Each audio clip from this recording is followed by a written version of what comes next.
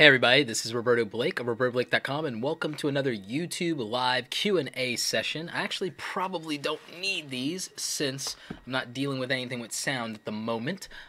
So guys, it's Friday. Welcome to me finally doing one of these on a Friday.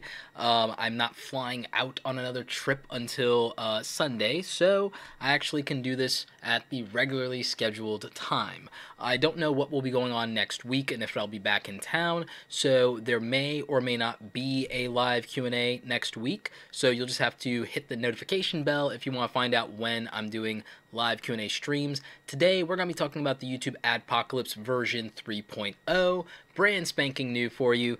We're also going to be talking about some new features that YouTube is adding, an old feature that is getting ready to go away. I'm going to talk about and show you a little bit of NerdCity's video. NerdCity did a tremendous video about some YouTube secret codes, and again, I really appreciate what he did on his channel with that.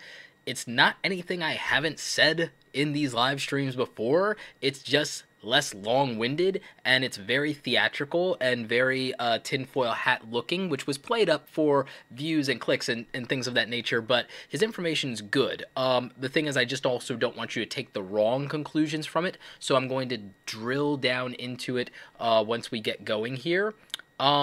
The other thing I want to talk about is obviously the things in the new Advertiser boycott. I want to talk about what's happening with limited monetization and how that's impacting views, or whether it actually is, and just what's going on in YouTube in general as a whole. I want you guys to keep in mind, I'm going to tackle this as objectively as possible because while I do love YouTube and the platform, and I've worked with YouTube before, there's a lot they need to actually fix in the artificial intelligence because, I mean, you got people like my friend tech YouTuber Sam Sheffer who does like quality content, it's clean, but his stuff is getting the yellow sign for limited monetization, limited ads for no reason. And you have other people who are experiencing that, big tech YouTubers like MKBHD, family vloggers. There's no reason that those videos should be demonetized. I do think there are videos out there that should absolutely be demonetized, channels that should be deleted. We saw what happened with the Elsa Gate fiasco, and it was brought to YouTube's attention. The community always knew that there was bad content out there that was exploiting young people, that was exploiting children. So there's a lot that YouTube is accountable to fix, but in their defense, this is a ridiculously large platform. The problems can't be fixed and solved overnight, and usually not to everybody's satisfaction. So I just want to bring a dose of reality, because I think that sometimes creators complain about things that sometimes don't merit it, and then there are things that should be complained about that get overlooked. And then a lot of people complain but offer no solution or no compromise. So I kind of like being a little bit of a voice of reason, but I also want to get some of your opinions, and I want to hear what you guys are thinking, what you're experiencing in the platform. So those are things that we're going to cover today. Some of you, I know somebody's asking whether the stream is having a delay. I'm not seeing anything. I'm seeing all green lights here. In my dashboard, it looks like everything is good to go. So let's go ahead and jump into this. I'm going to let a few of you go ahead and start throwing your questions in the chat. So we have super chat here going on. Also, just a heads up, I don't have the intention of doing YouTube channel reviews in this particular live stream. So if you came hoping or expecting that, the only way it's probably going to happen is if I do 2 or 3 at the very end of the stream for people that have donated via super chat, maybe, and that's just if we have time, because this cannot be a longer stream. I actually have an appointment later today that I have to keep, so I'm going to dive into this, and we're going to talk about the YouTube Adpocalypse again and demonetization. But before we go, I do want to remind you guys that the YouTube Starter Kit is still on sale, so I'm going to pop that up so you guys can see what I'm talking about here.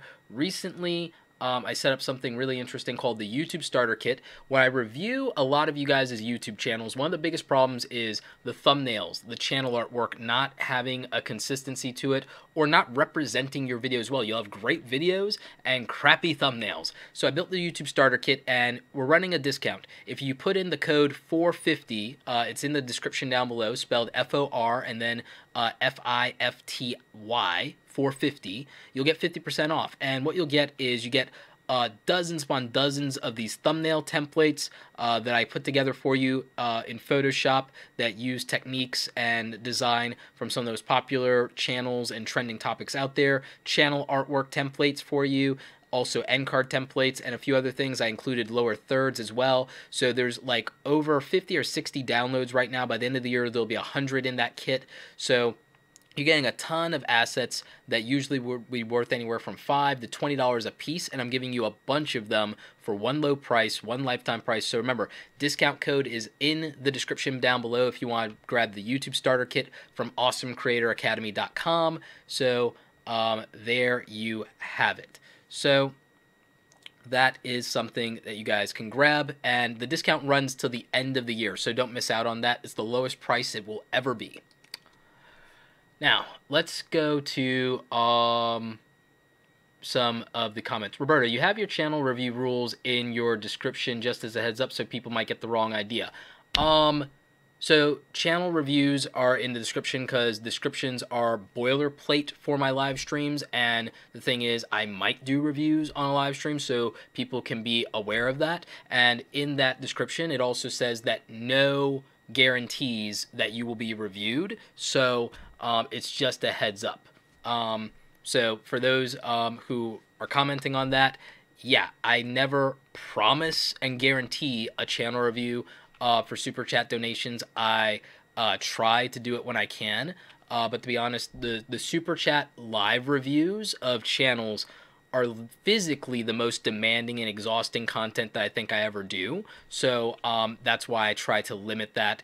And in this case, we have to talk about demonetization because that's affecting everybody versus a handful of people that I might be able to help with a review. Twitchy says, how are we able to fix our channels to avoid the adpocalypse? Well, you can't entirely avoid the adpocalypse because there's a reason that I'm calling it Adpocalypse 3.0. There's a reason Philip DeFranco is calling it Adpocalypse 3.0. There was an ad boycott back before the summer, and unfortunately, negative press and headlines around the biggest YouTubers, in this case, the biggest YouTuber, PewDiePie, kind of opened the door for that. Advertisers started paying more attention to what content their ads were running against, which they should have been doing to begin with. And so they decided to boycott YouTube and Google because ads were playing on unsavory content, extremist content, supremacist content, terrorist content. And I think we all agree that that's a problem and that they should do something about it. Flexing their muscles in a boycott seems extreme, but it is their money. That being said, a lot of creators got hit by this. YouTube implemented stricter rules and guidelines for monetization, and so we had the boycott. But then we had 2.0, which I call the slow burn, which was the slow burn dumpster fire of videos being demonetized without a rhyme or reason behind it because of the algorithm, the machine learning, things of that nature. But now we have 3.0 because another set of brands have decided to boycott YouTube, including all the Mars brands, which includes like M&M's and Snickers and people like that. A lot of the candy brands, a lot of other people have left in a boycott as well, yet again. So we have a lot of people pulling big money from Google and YouTube. And I want you to understand, we call it a YouTube boycott because that's what's getting the headlines, and we can thank the media for that as well. But it's more of a Google boycott than anything because this includes ads on podcasts that are Google placement banner ads. This includes website publishers who do blogs. It's not just a YouTuber problem, but we always take it personally, and we only, quote unquote, I guess we only care about YouTube, but I care about everybody, and so it's more than just YouTubers. But YouTubers are the most vocal, and that's what gets the press. So it's thus the YouTube Adpocalypse when it's really a Google Adpocalypse. But I digress. The point is, yes, for those of you who are watching, you care about YouTube, and it affects YouTube creators when brands leave because then there's less ad money to go around. And that is a problem. what can we do about it? Well, in this case, their response, and they were leaving this time, not because of anything PewDiePie or any other specific YouTuber did, but because there was content on the platform that we as a community have reported and been aware of and brought to YouTube's attention before, where they needed to clean that up. And it was called ElsaGate, because it was a lot of people using Disney characters and comic book characters like Elsa and Spider-Man and superheroes to make content that exploits children, either in terms of making wildly inappropriate content and it populating like the YouTube Kids app and trying to target children and get a lot of ad revenue. And this is channels that got millions and millions of views. Some of them had gold play buttons. And again, YouTube let this ride for years. And so I hold them responsible and accountable with that. Now, they did the right thing. They shut down those channels. They banned them. They're getting stricter. But it does mean that even while that's happening, there are advertisers who are just going to not trust YouTube and YouTube creators anymore. And what's happening now is that advertiser confidence in this platform is at an all-time low. Advertiser confidence is at an all-time low, which means everyone can expect on some level to possibly make less money because there are less ads to go around. So, you know, that's a problem.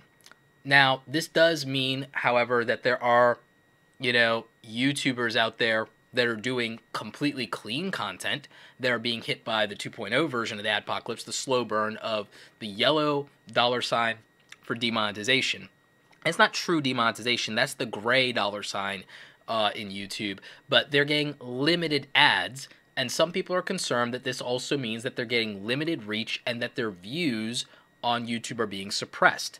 Now, what I've talked about in the past is I've went on record of saying that the YouTube advertising system and the YouTube search and discovery system are completely separate things.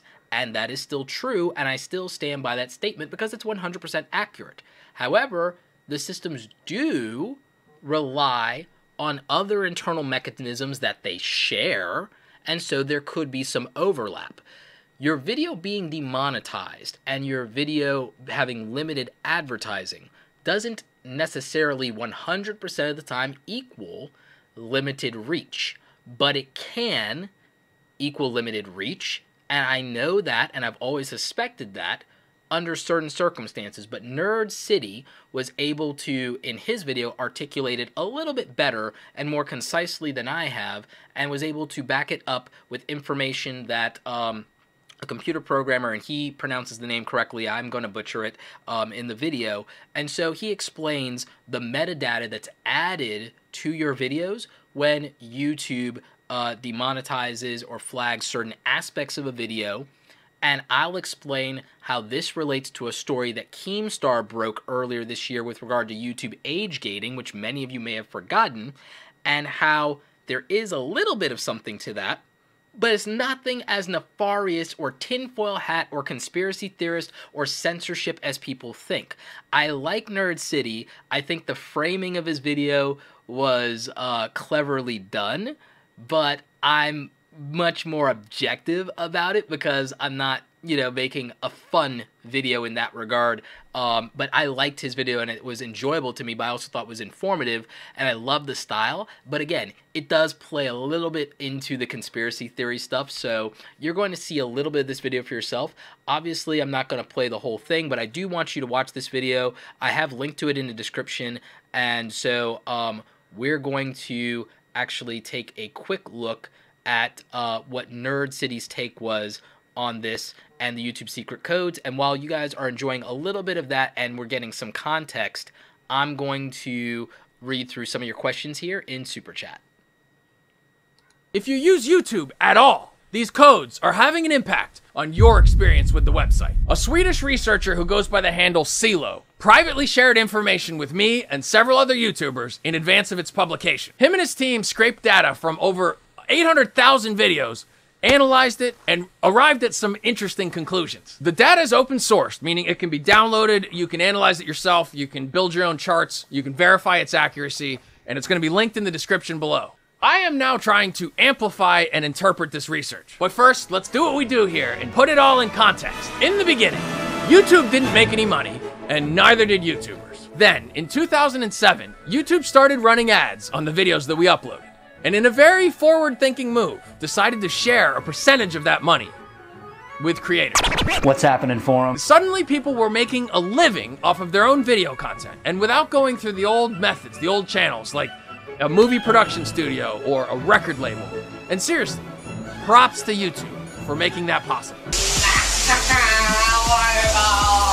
But, and it's a tale as old as time, whenever money comes into a situation, things get a little messy. Fast forward to this year, and you've probably already heard what feels like too much about the Adpocalypse, and PewDiePie, and edgy jokes, and YouTube shutting my channel down and I don't know what to do, and all that meme. The reason for all that is there's a tug of war happening right now between YouTube and its advertisers, and the creators are getting trampled underneath. In an effort to presumably accommodate advertisers, YouTube has been destroying the livelihoods of the community of content creators that it once attracted. And that's So I'm going to pause on that note right there. YouTube isn't destroying the livelihoods of content creators, and not intentionally. It is something that's happened a consequence of the fact that content creators are relying on advertisers for their livelihood. That's a mistake because you have no control over what happens there.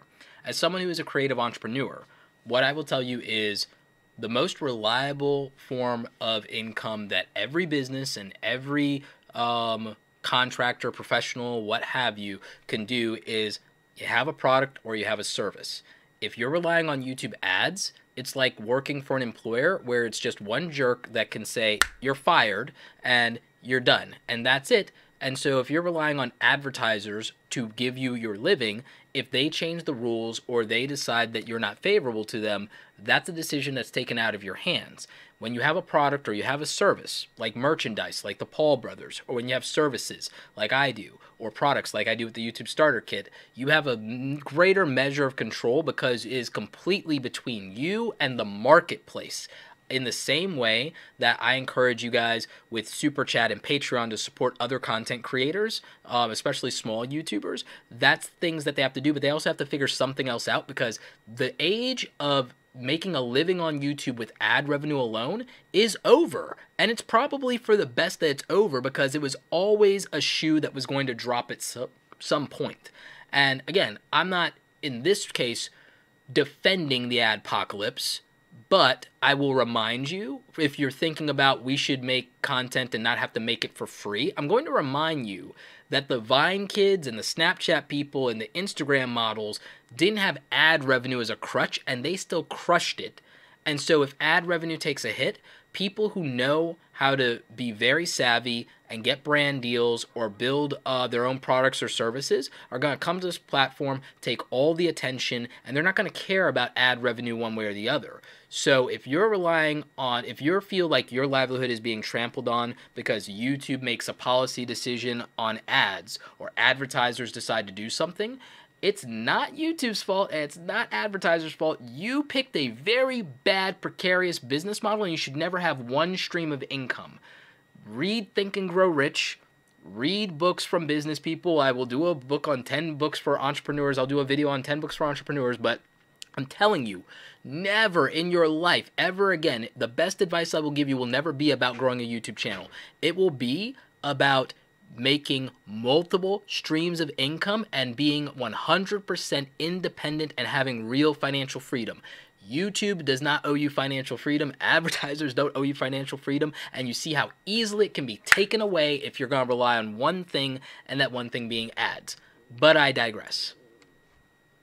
That's making a lot of noise. In order to solve the problem of having unsavory content running ads on it, YouTube has unleashed these new self-teaching algorithms across the vast ocean of content in order to sort it and label it better for advertisers. These bots are scanning the closed captions in order to see what we're saying.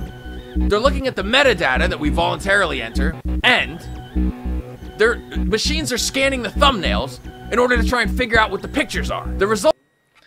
You guys might remember that with regard to saying metadata, closed captions, and even a thumbnail algorithm are things that I've all brought up in previous live streams, talking about the algorithm, breaking it down, and even Adpocalypse stuff. And this is all accurate, and this is also being confirmed by the information that NerdCity and I think Salos or whoever the programmer was is going to confirm.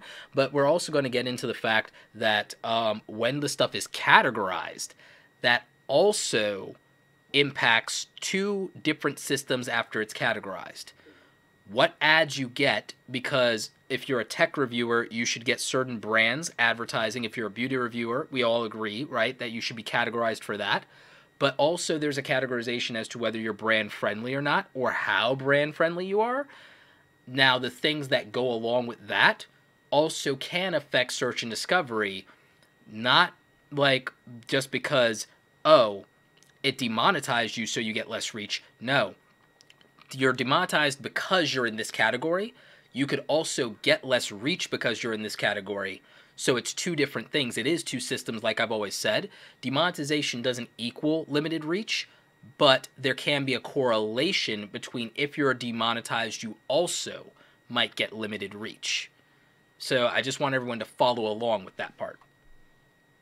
Results of those scans are now automatically determining whether a video is ad-friendly or not, and as they do so, are dropping secret codes into the metadata of the video. Here are the codes that we can be fairly certain now we know what they mean. 102, profanity and rough language. 104, sexually suggestive content.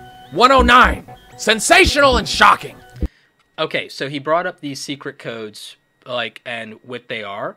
Now, if you guys remember when I talked about the policies on the AdWords side, and I'm gonna see if I can even bring up the AdWords policy answer that I found in the support documents. There might be, all right, I can't find it right now, but you guys know I did in a previous video. I'll try and add the links to the description. I actually talked about how in the advertiser policies it brings these things up, so it shouldn't shock you that these codes exist. And again, I alluded to this, I just didn't decide to call it secret codes or what have you. I called it categorization. So we know that this exists. We've actually talked about it here on the channel before, and so this is true. I want to have you understand that this is not NerdCity or Salvos making things up. This is real, and you're about to find out how real. 113, tragedy and conflict. 115, sensitive social issues. But there are many more. If you're a content creator, I invite you, take a look and see what your demonetized videos have been tagged with. Tryhard's #1 was tagged with 46, 59, 64, 76, 102, 104, 109, and 115. H3H3's new booby and eggs cooking video was tagged with 46, 59, 64, 76, 89, 109. What's 89? What's he got that we don't got? Is it the eggs? Nobody knows yet. iDubbbz Content Cop on Rice Gum, which was demonetized, picked up a whole slew of these. It was demonetized to hell. But here's the other thing. Even when a demonetization is appealed and then granted by a manual... Actually found the information on the content filter. So let's take a look. What NerdCity just said matches up with exactly what we're able to see here in the Google AdWords answers with regard to the standard filter. The standard content filter is the default filter that is in place when an advertiser does a video campaign. And I've enlarged it here on the screen so that you guys can try and see this. So tragedy and conflict. Standard content filter excludes graphic footage of combat or war. Sensitive content category filter, and then it goes on and on and on. Social issues, sexually suggestive, sensational, shocking, profanity, and rough language. This matches up entirely with what NerdCity just said. So let us go ahead and continue. Your review. These codes appear to remain on the video. Or maybe you're thinking, okay, boo-hoo, so naughty videos, as determined by a computer, don't get ads. That's just part of the punishment. The videos carrying these codes are also getting suppressed in YouTube search and discovery. If you take the related videos for videos that are demonetized, and then arrange them by the total amount of views, with the lowest to the left and the highest to the right. And then count the cumulative percentage of demonetized videos. You get the following pattern. First off, there should not be any pattern at all for the demonetized. Now, I'm going to pivot here for a second. When they say this, it is true, but also not, in the sense that there's not a 100% correlation between demonetization and limited views. Not every video that is demonetized or has limited monetization ends up having these limited views. Not 100%. If demonetization were the cause, and by default your thing being demonetized was also going to limit its reach, then that would happen across the board 100% of the time. What I am more convinced of is this, is I think depending on what score you get with regard to these factors and which factors they are, is then going to affect the thing that Keemstar talked about months ago, which was YouTube age gating, and the conversation that was allegedly overheard by someone at PAX East from a YouTube employee about that system, because I think that if you're put into a category and it determines that there's a percentage of your audience or potential audience that is of a certain age, that might restrict or limit the exposure to them of this content based on that, which if the algorithm were working perfectly, I don't think any of us would have a problem with. But it is not clearly working perfectly, and videos that shouldn't be demonetized are demonetized, and videos are being wrongly categorized. So the idea with age gating would be that if your audience or typical viewer should be an adult or is an adult, or if you have adult subjects or themes or content, YouTube will limit the distribution of that to users that they identify to be children. Now, this is also assuming that people are identifying themselves when they sign up for a YouTube or Google account accurately instead of just making up whatever age they want and things of that nature. But it would do that. This is what you would refer to as age gating. And again, Keem went into it, and again, I'm just referencing it to say that we have a few things that are threading together here that are, in my opinion, really interesting and that make up the whole complex issue. So again, I just wanted to pivot and say that I don't 100% believe that demonetization equals immediate suppression of views, and that the only way out of it is, oh, if you're a big YouTuber, it doesn't work.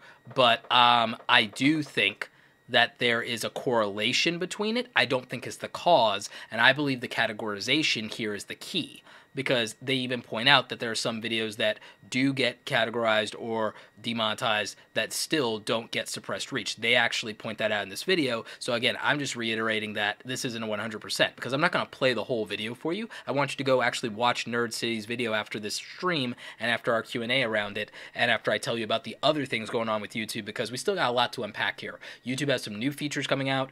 YouTube, we have some other things that I want to tell you about how to position against the adpocalypse as far as making money. So let's get into this. Videos. It should simply be at random, unless YouTube is actively censoring demonetized videos. When YouTube decide which videos get recommended, they account for views, comments, and likes. Now, if YouTube doesn't account for monetization status, then there would not be any visible pattern, which there is. So what our research shows is that demonetized videos, especially with lower viewership, are less promoted than monetized videos with the same viewership. Such a significant difference can only be caused if YouTube is actively devaluing demonetized videos using some sort of function. Getting marked with the values 102, 104, and 109 is not an outright death sentence for a video, but think of it like a significant weight holding the video down inside YouTube.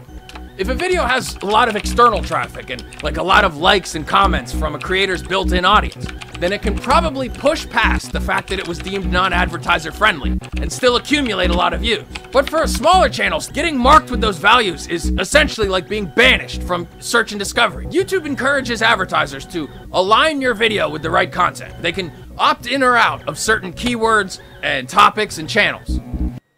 But they don't. Most advertisers aren't smart enough to use all the tools.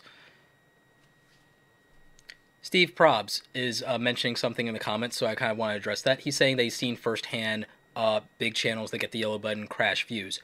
Yeah, I think we're all saying that we've seen that.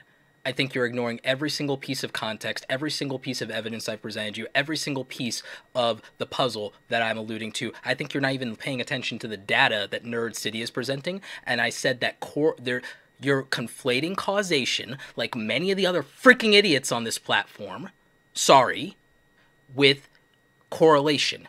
A correlation means that there is something that is related to this, but it doesn't make it the root freaking cause. And there are too many freaking idiots spewing the same crap that's not supported by data. And so when we look at the data, we can see a correlation, but it's not causation. But if you don't want to listen to data and you want to use anecdotal evidence because big channel X or YouTuber X says that this is destroying them or this is doing them, then you believe that. Believe everything you want. Quit YouTube tomorrow, then, if you want to believe that.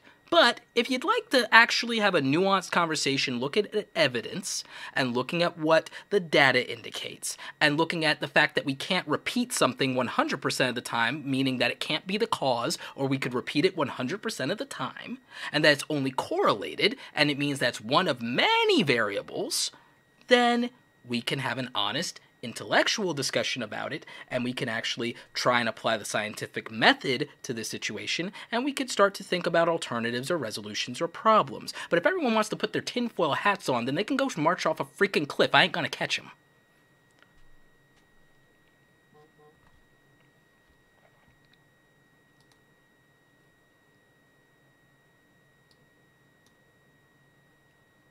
So, there you go.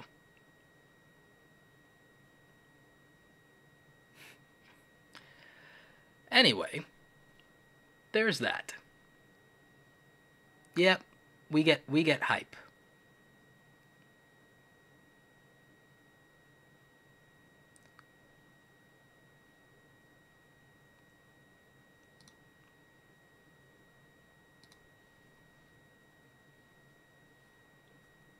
Oh, so we got someone saying they know a lot about YouTube that has the channel with no content. Awesome. See? Trolling 101. Right? So, guess what happens?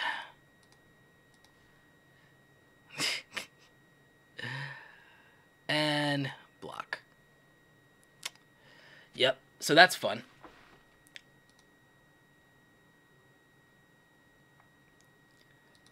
The thing I love about live is when we go live, you get to see the reality. And again, I'm very passionate about YouTube because I'm passionate about creativity. I'm passionate about entrepreneurship. YouTube allows you the option for both. But what I'm equally passionate about is I'm equally passionate about the discussion. I, get very irritated when people say very stupid things and when people want to do things for attention, when we're trying to do something because this platform is important to everybody who's watching the stream. This platform is something that maybe gives you a voice or gives you a community or gives you an opportunity to grow a brand or a business or make some extra money that might support your family. And so, you know why I have a problem with trolls? You know why trolls trigger me a little bit and I get hyped like that? It's because I actually give a crap about you. I actually care about whether or not you're able to use this platform effectively to make money, to get out of your 9-to-5 job if you hate it. I actually care about whether you get to express a different point of view or build a community or get support. Those things actually matter to me. I have a lot of friends in this community. I've made my best friends in life through this community. People who have my back more than people I grew up with. And I think that's true for a lot of people. So I want this platform to survive. So when people call me things like a YouTube shill because I defend the platform a little bit, it's because I want the platform to succeed and do better, because I want the people who are the creators who pour their blood, sweat, and tears, who go out and buy with their life savings a camera and put their self out into the world. I want those people to have a shot, and I want those people to actually survive. I want those people to have the same opportunity that a lot of us have had to be able to use this to build something bigger for ourselves. And so when I defend YouTube and when I defend the platform, it's because this is our house. Okay? We helped build this and make it what it is. And so you can't defend the creator community exclusive of the platform. I'm sorry, it doesn't work because you can't defend the members without defending the house. Okay, it doesn't work. So it's our house. We have to look at the platform objectively. Yeah, we have to talk to and try to hold leadership accountable and make them see things that we're seeing and ask for help when we need it. But we, at the same time, can't sit here and want to rip apart a platform that we also want to benefit from and that we also want to exist in. I mean, real talk. So if I'm defending YouTube and I'm defending the platform, if YouTube shuts down tomorrow, here's the difference between me and a lot of people. YouTube shuts down tomorrow, real talk, I still have a very lucrative 6-figure business and a speaking career and a podcast. Not everybody has that. Not everyone has another place where their voice will be heard. Not everyone has another place where they're putting their brand and their content. So I want YouTube to survive because I need those people to have an opportunity to build something better, and maybe YouTube is the gateway to that. So while I hold the platform accountable and I criticize them sometimes, I'm not sitting here wanting YouTube to fail. I'm not sitting here wanting it to get ripped apart.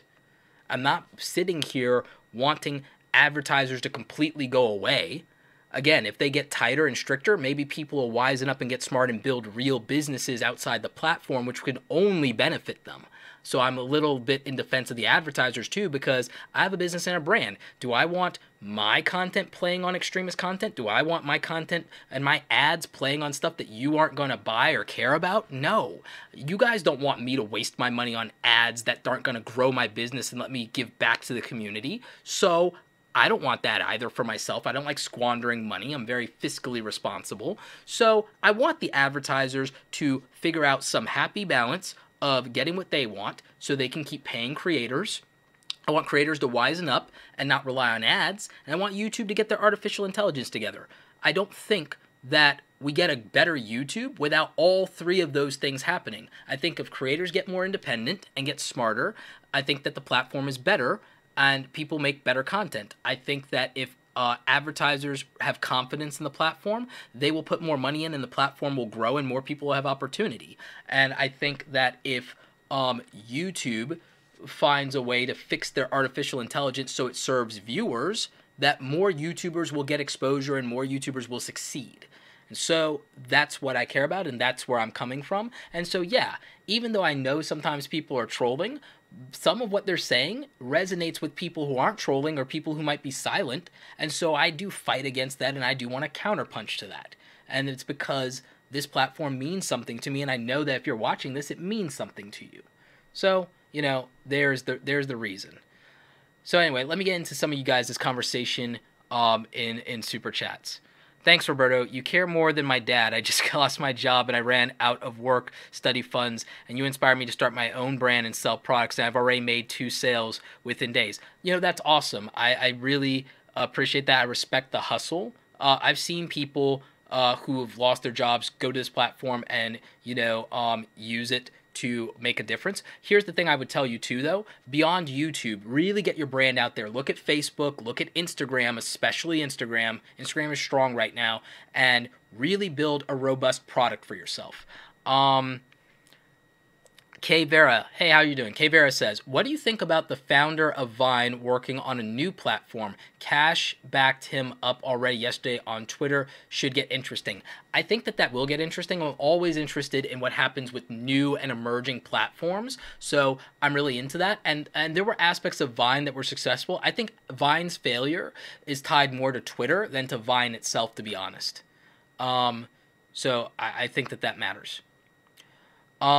Psycho Pi O says, Roberto, I have 33K subs and I get all my videos demonetized as soon as I upload. It takes 2 to 3 days to get approved, but lately the system has been tricking me. When I upload, sometimes it stays green for hours. So Psycho Pi, the system's not tricking you. It's that initially they're approved and then something is happening to where they're getting targeted for demonetization. I'm curious as to whether you're getting the yellow or the gray, because gray is demonetized, yellow is just limited ads. So I just want also make sure people are not mixing those two things up.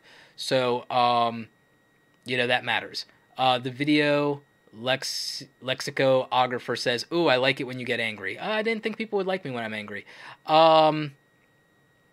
Let's see. Yuli Armstrong, thank you for giving a crap, Roberto. Your words help me literally get started.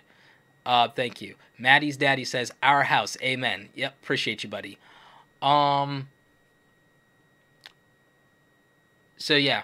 Geeky Dragon says, Roberto, will this be able to be binged watched later? Any tips on diversifying your income outside of Google unless you've already done a video on that?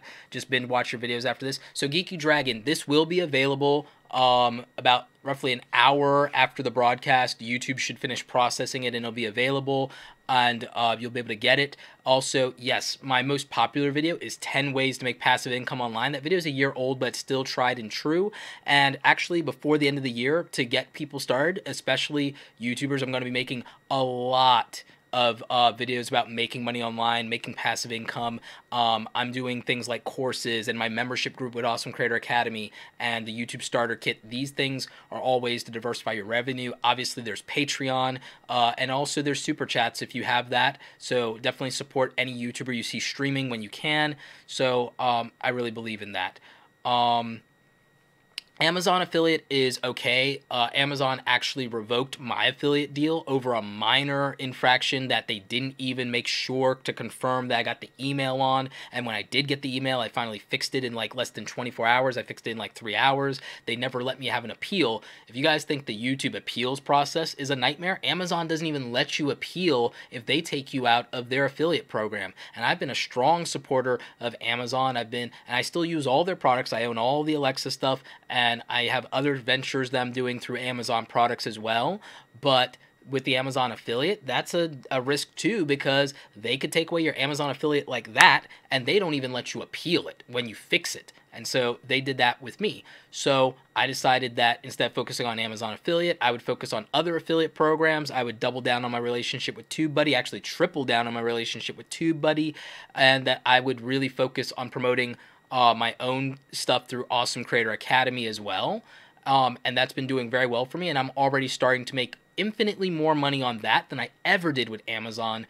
And so I think Amazon's influencer program is interesting, but I think that they should do better by creators. I think that Amazon's a company not unlike YouTube that could stand to listen to creators a bit more, and I think that you should try to do Amazon affiliate, but don't get comfortable with it, guys. Do not. Just don't.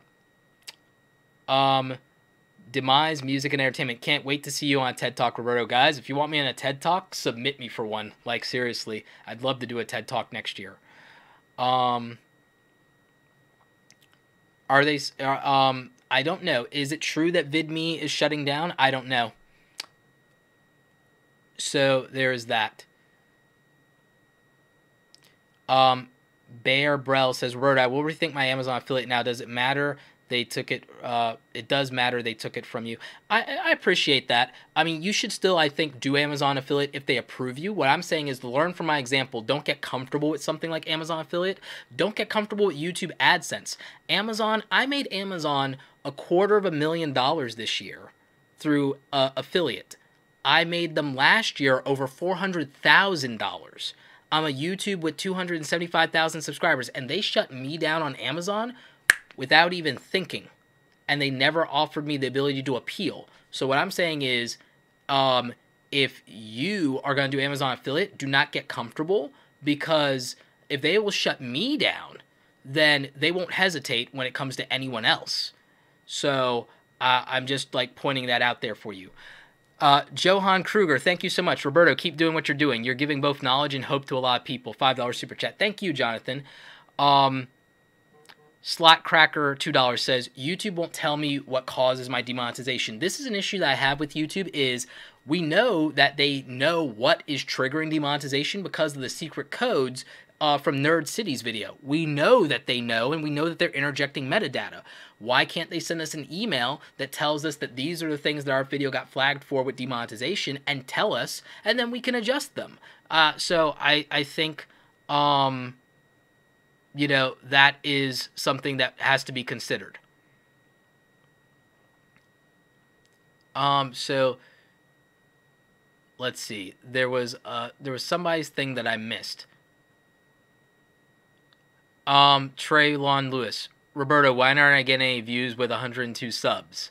Probably because you're relying on the algorithm and you're not distributing your content elsewhere. You probably aren't doing YouTube best practices. I don't know. Why aren't you getting views with 102 subscribers?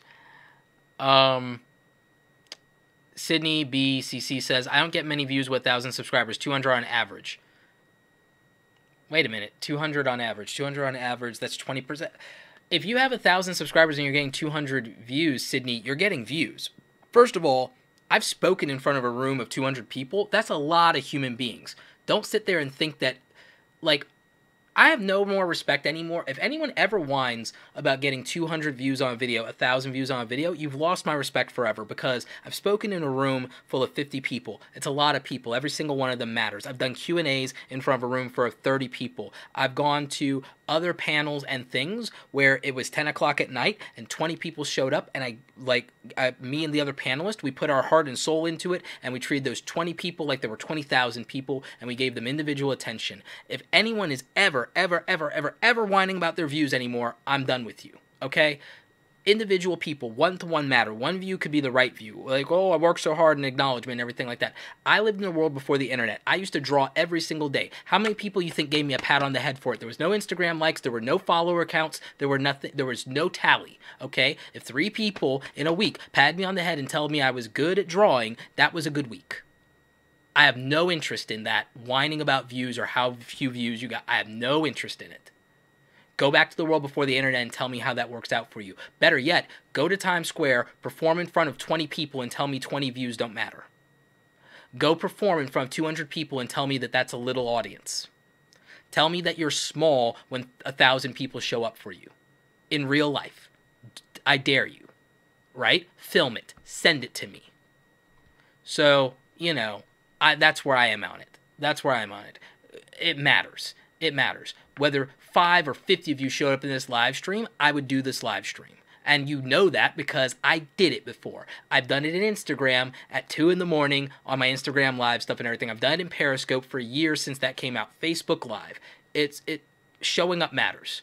And if you're going to do something and your only reward is that you're seeking attention, then it says more about you than anything else. And I get it. People want acknowledgement. People like praise. I'm not saying that those things don't matter. I'm saying you cannot make it a priority. And it cannot be the reason that you do something or don't do something.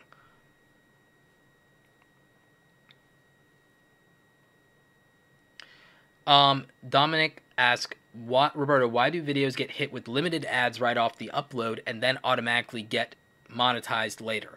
Sometimes the artificial intelligence corrects itself without a manual appeal being required. I wish it would get better at that, and I think that it should get better at that. By the way, 1,000 views, if you get 200 views on it and you have 1,000 subscribers, you have over a 20% view to subscriber ratio. The current average across the board in YouTube is 5%. So don't cry.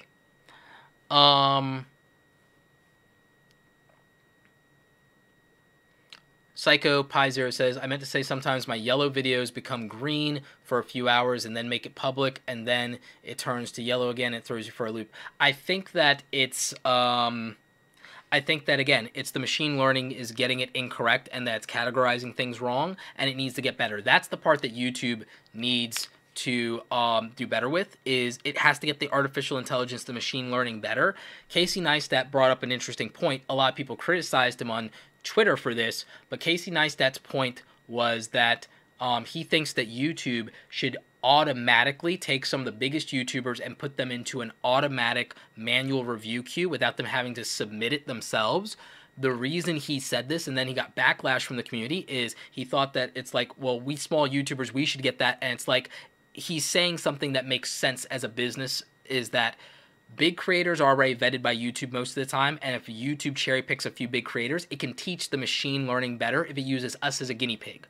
We as bigger creators can take a hit if we're used as a guinea pig to fix the algorithm a lot better than small creators, and small creators are less consistent in their content and in what they're doing, because that's part of what happens when you're larger creators. You get more consistent usually, and so on and so forth. So again, cherry picking some of us is not about favoritism. It's about a systematic way of improving the algorithm from top to bottom, because if they fix it with us and we're uploading every day, the machine learning gets better faster, but they're not doing that. But if they did, it would be smart if they listened to Casey Neistat on this. And so I agree with Casey, and that would probably fix it, but they're not doing that.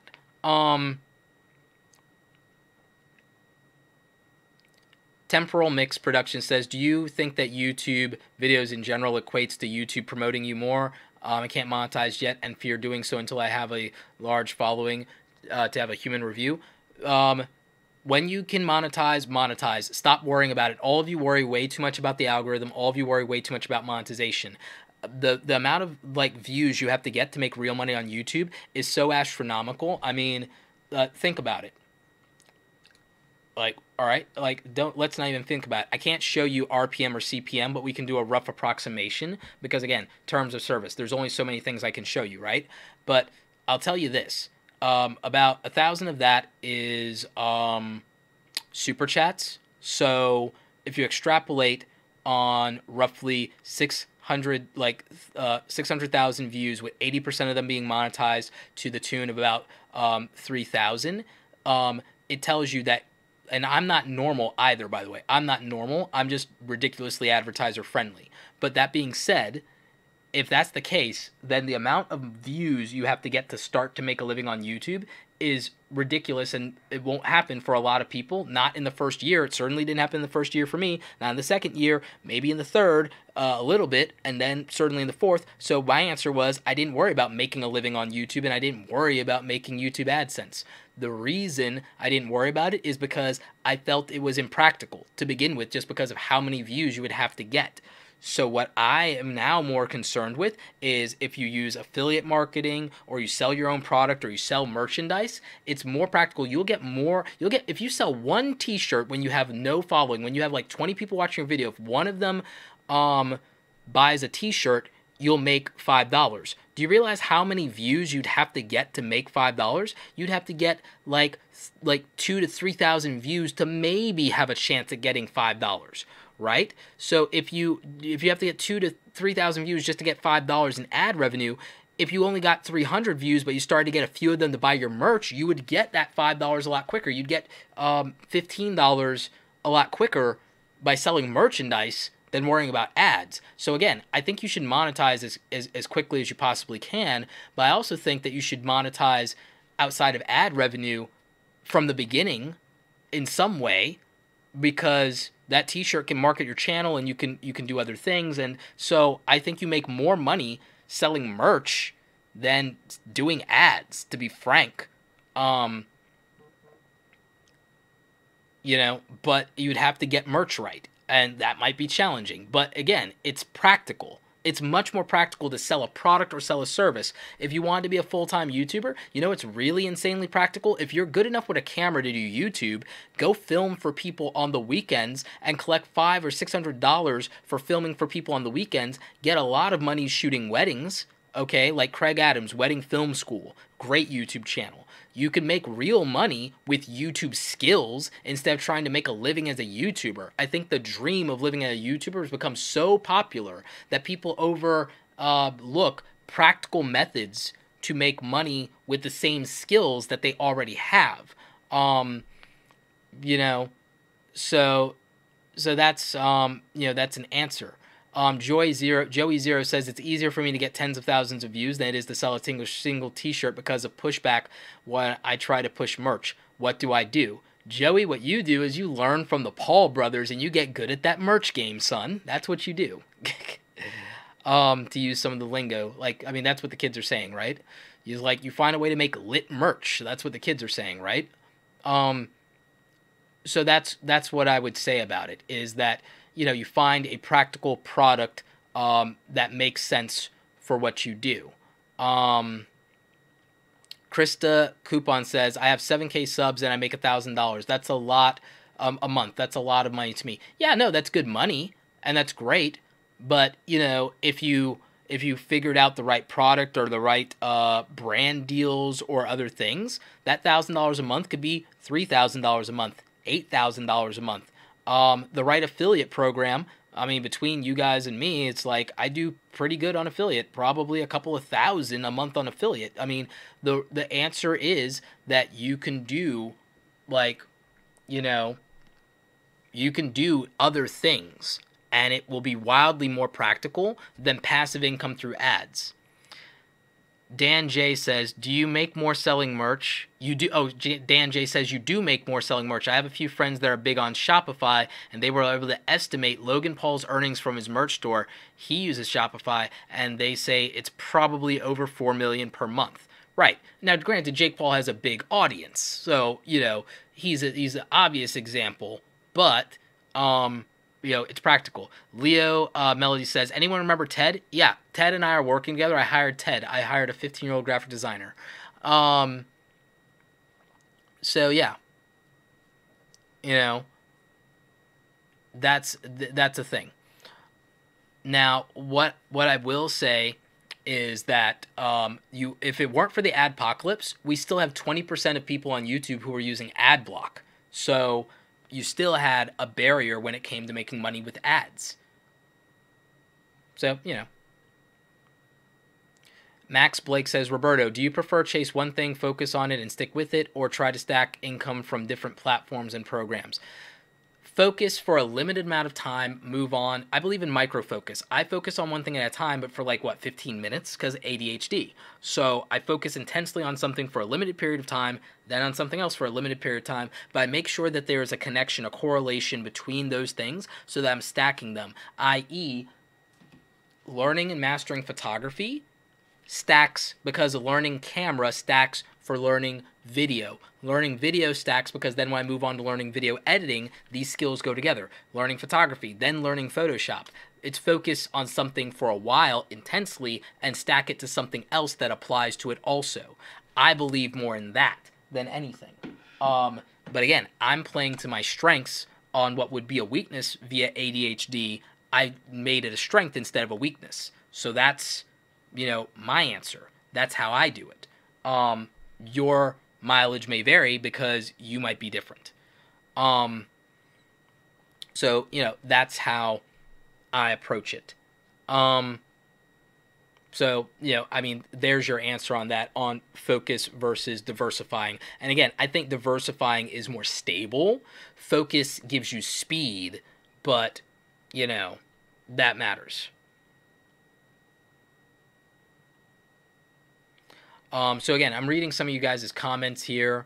Yeah, I filtered certain words in Super Chat and in my comments for a reason, and that helps. Some of you, actually, I would say that some of you should look at filtering your comments, because if you filter your comments, you may be able to stop some demonetization, because Daryl Eves pointed out that it's possible that comments are getting you demonetized. So what you want to do is in YouTube, you'll want to go to the community settings tab. This is not the community tab on the home page, which I'll talk about in a minute here, but this is a setting and not video manager. And then you'll go to community settings, and in community settings you can block people, you can add moderators, but you'll notice that down here there's a blocked words thing, and I put a bunch of spammy words in here that I blocked, but I also put a lot of foul language in here for blocked words, and so you can use that. I'll make a tutorial about this, but you can go to your community settings and you can use these blocked words. You can also block links. You can hold potentially inappropriate comments for review. So if you're worried that your comment section might get you in trouble and get you demonetized, which is entirely possible, then I can't guarantee it, but it's possible, then go into your community settings in the YouTube dashboard, and that will help you clean it up. If people want, like, people might cry and say, oh, you're censoring me, oh, free speech, boo-hoo. They're full of crap. It's your channel, and it's your money on the line. Freaking block their keywords, block their comments, delete them, block them, ban them. Because if they are going to like, you know, like be crappy in your comment section and you're going to get demonetized over it, then they don't deserve to comment on your videos. So, you know, go into community settings and just shut that down. You can approve people, you can whitelist people, you can add some moderators, you can block people. And again, I block a lot of sub for sub people. You notice that, like, I am not shy. I'll show you. I've blocked literally probably, like, I probably blocked more than 300 people. I don't care. Like, you know, oh, you're censoring me. It's like, I don't care. It's not your channel. So, you know, there's that. So I invite all of you to do that. It's like, I will probably do a tutorial about it so that it just makes it a little easier for you guys, but you really should clean up your comments. It's a better experience for your viewers. You can block all these sub for sub people that are spamming your comments, and you can get the conversation, the community focused on what your content is. And so I think that, you know, I think that that matters. So, if certain comments are bad for advertisers, why doesn't YouTube block them site-wide? English with Benjamin, they can't get everything. People get around it. They generally do a good job of blocking standard things, but not all of them. And people come up with some very clever ways around it, and that's why us doing it manually ourselves is the answer. I'm a big fan of individual responsibility.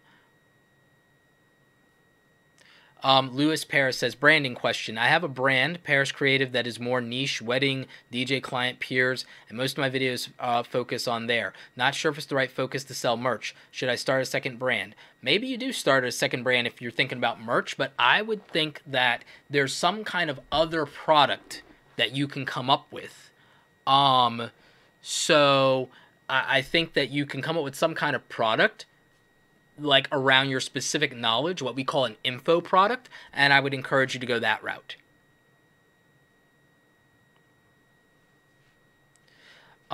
English with Benjamin says, I understand that's creator's responsibility, but if that's a problem for advertisers, they lose out too. No, I agree. Advertisers need to take more responsibility. Don't think I'm throwing this all on creators. Advertisers have a lot of tools that they don't use right either. Advertisers have a negative keyword tool that they can use. And I found out, even from friends of mine, especially for friends of mine that are over 50 that own businesses, I had to tell them that their ads were playing on stuff that they didn't want. And I had to show them how to use negative keywords in their ad platform in AdWords so that their stuff wouldn't show up on content they didn't want because they don't know how to use the tools either. So advertisers and creators both need to be more educated. Maybe I need to make videos that educate advertisers a little bit so that maybe more of them have faith in the platform and they realize it's on them. So, you know, that's you know, something else. Dr. Sten says, who do I use to make shirts? I use Spreadshirt, but I might actually do like a Shopify store myself pretty soon. I might source some stuff there. But I would say you could use Shopify. If you need something turnkey and easy, you could use Spreadshirt. So, you know, that's what my advice is on that. You know, so that's just a suggestion. Roberta, there are a lot of questions pertaining to your growth on Instagram, maybe some discussion relating to your development on that brand. So there's some things I've interestingly found out about Instagram. I'm doing some more there, and I'm playing pretty heavily there. Let me actually bring up my Instagram on screen for you guys real quick, since there are a few questions and this is a Q&A session. I love that we're talking about a few other things that go outside the norm here, but I also think you guys can use Instagram effectively to go deeper with your community, and it also leads to something that I want to bring up is that YouTube is getting ready to implement something that's very close to Instagram stories that I want to talk about here. I'm going to see if I can pull up the information, but it's going to be similar to Instagram and Snapchat stories. And let's see, TechCrunch has an article about it that I can bring up here. And I'll, whoops, how do I want to do this? And I'll show you guys also what I'm doing on Instagram. But like with Instagram, I'm doing pretty well over there. You guys should definitely follow me if you're interested there, because what I'm doing there is motivational content, but also some behind the scenes, and I'm journaling. Basically, I'm using Instagram to really tell my story in words that people read, but then add context to it with photos, and you get to see some of my adventures. You get to see me hanging out with people like Gary Vee, Sean Duras, and Peter McKinnon, and you know, the places that I'm going, the things that I'm doing. You get to see a little bit of when I'm doing photo shoots and stuff like that. See me at conferences. So you know, I'm doing, when I was at YouTube Creator Day, there's me and Gary again. So one of the things I found, me and Gerard Adams, the founder of Elite Daily, and founder of Founders in Newark. But like, what I'm doing with my Instagram strategy is I'm curating content around the Create Awesome philosophy, the things that I believe in, and around motivation and self-awareness, but also the things that no one in our space is talking about, like the depression that creative people and creators go through, the struggles of being an entrepreneur, the fact that like a lot of times this thing that you're doing, your family doesn't believe in it. Mine did, thankfully. Well, most of them anyway. But like, you still take that, the fact that there's things that don't go away just because you've quote unquote made it. There's anxiety that still is there. My struggles with actual anxiety, and ADHD and things like that. So again, it's a very honest, vulnerable look at who I am as a human, and that's how I use my Instagram. And the feedback that I get, the support that I get for it is amazing, but it also lets me explore a different side of myself to get more comfortable and more self-aware. Because I'll tell you what the secret is to success on these platforms is when you get comfortable in your own skin and it translates to your on-camera presence and your charisma, then you will be successful. Like, it's a matter of time and you will be successful. And so that is something that I've been pushing more. So Instagram is a platform that lets me do that a bit more. These live streams with you let me do that, my public speaking. And so I do that. Now, I don't funnel my Instagram over to my YouTube, and I rarely funnel my YouTube over to my Instagram. I use the platforms independently. You can use them to funnel to each other, and you can do that. But I'm going more of making them their own platform and their own individual ecosystem, and that you get different, unique value. The more platforms you follow in, the better sense of who I am that you will really see. So, you know, that's something that I'm really big on. Now, here's something that's going to expand on that. YouTube is launching a new feature that I wanted to talk about in this stream, called Reels, which will essentially be very similar to the Instagram and Facebook and Messenger stories. Now, the community tab, which I have, which you guys have seen me give you updates in, is for people with over 10,000 subscribers. I think that Reels will be in beta for a lot of people. I'm hoping to get into the beta, and then it'll roll out to everyone else, etc. But it's going to let you do filters and YouTube stickers and things. So you're going to have basically an Instagram stories for YouTube, but they don't go away. A creator can set them to where they don't expire. And so, you know, I think that that's something that's interesting and unique and different, and you can also use those to promote certain other videos as well. So I'm really excited about this, and I think it's going to be another way to go deeper with YouTube, and I think it's another interesting way to tell stories, and I think it's another interesting way to really expand the creative approach that we use to the platform, and it lets you do stuff that's on the fly and more intimate with your community. So I really dig with what YouTube is doing with this new take on stories that they're calling Reels. And I like the fact that it doesn't disappear, because YouTube understands that we don't necessarily like making content only for that content to evaporate and disappear. So you know, I dig that. So, you know, guys, if you want to check me out on Instagram, again, I'm doing some cool stuff there. I would definitely appreciate you. The you know, the other thing that I would also say is, in our theme of talking about diversifying from YouTube, I want to remind you that something I made for YouTube creators, for the community, for you guys, is the YouTube Starter Kit. If you're struggling with your graphics and you want to make cool stuff like the biggest channels on YouTube as far as your thumbnails, because maybe you're just not good at graphic design, then you can fill in your own text and your own photos using dozens of templates that I've made. I also did it for channel artwork, so you can do that, and then you can have a really good YouTube channel. Like, I mean, you see my YouTube channel and my thumbnails, and that, like, they're really strong, and they really give you a sense of my brand, and that's something that's been very important to me. I think it's been instrumental in any of my success, is how strong my visuals are for my brand. I know that when I rank videos with TubeBuddy, that having the best thumbnail matters,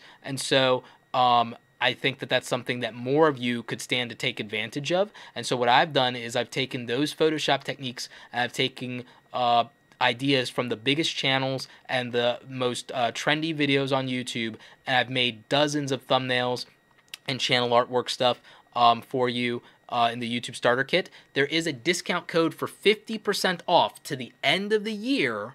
It's 50% off to the end of the year if you use discount code 450, and it's spelled FORFIFTY 450. So you'll get the discount code. It gives you 50% off at checkout, and so you can grab the YouTube Starter Kit. But I think it'll make a difference for your channel. I think that if you are trying to grow as a creator, looking like you're a bigger creator from day one on your visuals is a good way to do that. And I know it's what helped me when I got started to have just better thumbnails. So we got a few questions here. Roberta, what do you think of asking bigger YouTubers to send them PR? PR. I don't know what you're saying PR is. Let's see. When do you get the community tab? JW Aquariums asks. You get the community tab at 10,000 subscribers, and I'll show you guys real quickly what the community tab does, because now you guys can get this feature. So on my YouTube channel, you'll notice that there's home, videos, playlist, and community. This used to be the discussion tab. Now it's community. When you go to the community tab, you get some interesting options. So I can post a video that I already have. So maybe I can remind people about an old video that would be really cool that they should watch, because maybe it applies to something that's still relevant. And so I could do that. Or I could search YouTube for a video that I think they should see, like NerdCity's video, or I can paste a URL. So I can share a video and my audience will see that again. Or I can do a poll and I can ask you guys questions. And you guys have seen that I've been taking advantage of that. Or I can also post a photo, and I've been using that like to let you guys know about the YouTube Starter Kit discount. You can also post links to things. I can share stuff like this thing that Mercked made me in Instagram, for my channel, some new artwork. So I've been using that to share a lot of different things with you guys. And I've even shared with you guys ideas that I have for thumbnails and things that I'm doing on the go. So there's a lot you can do. You could use the community tab to share other creators that you've done collabs with videos, and you can also use this as part of your clustering strategy that Daryl Eves talks about if you want to build a YouTuber squad. So that's like the community tab, and that's a little bit of how it works. And I'm really excited about like just finding new strategies, and I'm going to do a video about the community tab and strategies you can use and how to like take advantage of it. So I think that that could be really cool for you guys. I think that when you want to share videos and graphics and thumbnails, that's just another reason the YouTube Starter Kit's a good idea. Yep, another plug for that. So I just think that those things all add up and that they matter with your visuals. I mean, my channel artwork, not everybody's going to be able to pull this off. So again, having a template can help. And then, like I said, for YouTube, for growing, once you're at 10,000 subscribers, growing your community is super important. So having the community tab at 10,000 makes sense, but it also means you can double down on the relationship that you have with your existing community. It also means you can drive more traffic to a video in case people still aren't seeing it in their sub box. So I think it's just another great thing. And I also see this come up for people in their mobile app, so it is mobile friendly. So, that's a little bit about the YouTube community tab. A feature that YouTube is retiring this December is they're going to be retiring the featured video, which is a thing that pops up randomly in videos at the bottom. Most of you don't use it. You won't notice it going away, so I wouldn't worry about it. I think what we get in terms of the community tab and Reels is more valuable, so I'm not sad that they're retiring that. It's kind of like annotations getting retired. Beanie Draw says, is there any notification button for the community tab, or do you have to search for people's community tab manually? I don't think there's a notification, to be honest, but I think that it's something that shows up in your feed if you're like on YouTube on the mobile app. So, that's what I would say about it. The reason you do these.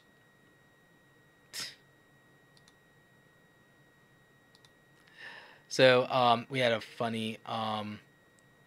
We had something funny there. It's funny. Like someone was like, yeah, the reason you do these streams is to promote your super chats and your products. It's like, Oh, you mean perish the thought, people do YouTube stuff and they like to make money doing YouTube stuff. Go figure. I think almost everyone watching this stream would like to do YouTube stuff and make money one way or another doing it, whether it's selling their merch, selling their products, getting hired, getting gigs, getting ad revenue. It's like, it's funny. And again, I slightly acknowledge the trolls, but here's the thing. I don't respect them. I might acknowledge them. They get some attention, but I don't think they like the attention they're getting from me, because my answer to the trolls is this, is that I'm not scared of you. I'm not scared to acknowledge what you're saying. I'll just actually shoot it down, and also I'll delete it because I'm not interested in arguing with you, because here's what I'll say about it. For all of you, when you have haters or people want to call you a sellout or people want, like, I have an answer for you. It's like, literally the answer to that is most of them are going to do it without a real face. Most of them are going to do it without their real picture. Most of them are not going to do it to your face with their real voice. And you know what people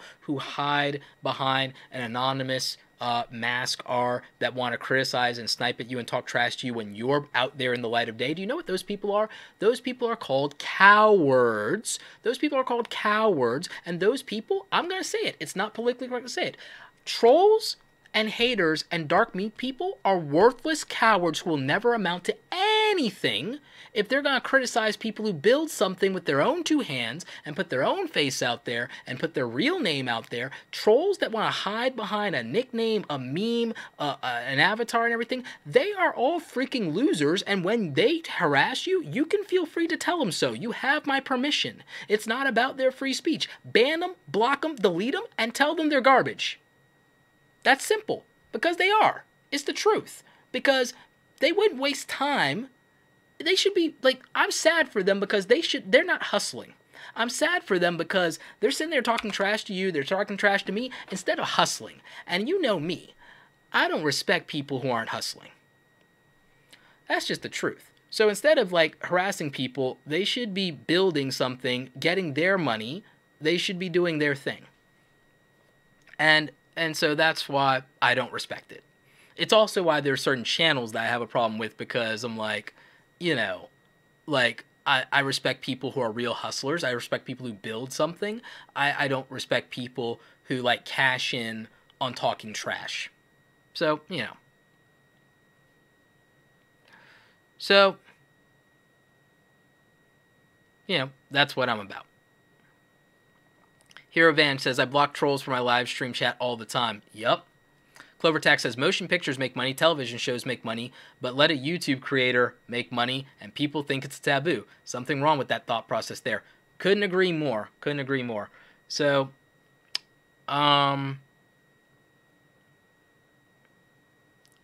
Roberto, I uploaded a video and it got denied for monetization, but I was confused because they approved 20 videos that was the same before, then so I deleted and re-uploaded and it got approved. Why? It got approved differently because, again, the machine learning isn't perfect. We don't have an answer for anything you can do to 100% guarantee that your videos will not be demonetized. Believe me, guys, if I had a bulletproof checklist for making sure that you weren't going to get hit by demonetization, I would give it to you free of charge. If I had a bulletproof checklist for not getting demonetized, I would give it away free of charge. I would shout it from the rooftops. Heck, I would spend ads against it to get it out there. But there's just not an answer right now. Not yet, anyway. So that's what I would say about it.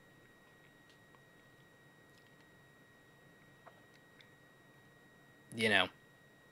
So, you know, that's what my thoughts on that particular part of it are. Now, let's see. There was something else I wanted to talk to you guys and show you. Like, there was another thing. It was the community tab. I talked about Reels. We talked about the Adpocalypse and demonetization. I guess one of the last things we can do, and then maybe I might have a minute or two to maybe do 1 or 2 channel reviews.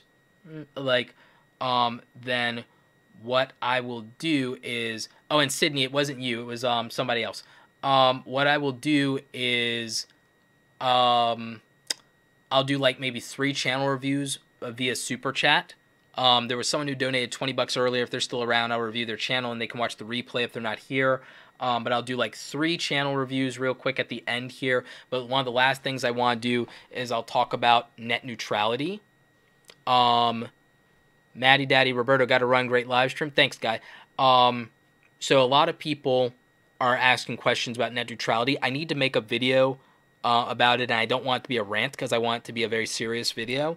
And I want to offer some advice, but I don't want this net neutrality, the death of net neutrality, or them taking away net neutrality. I want them to keep their hands off of, I want the telcos to keep their grubby hands, I want big business to keep their grubby hands off of net neutrality, because it's important for entrepreneurship, because, and like, I hate politics, but I'm going to say something that many of you aren't going to like.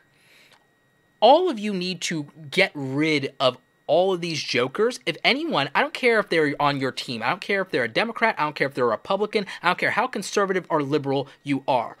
Don't talk to me if you vote for somebody that votes in favor of killing net neutrality. Don't talk to me again. I'm done with you. Because net neutrality is essential, and we need the government to step in on this particular issue. I'm not the fan of big government.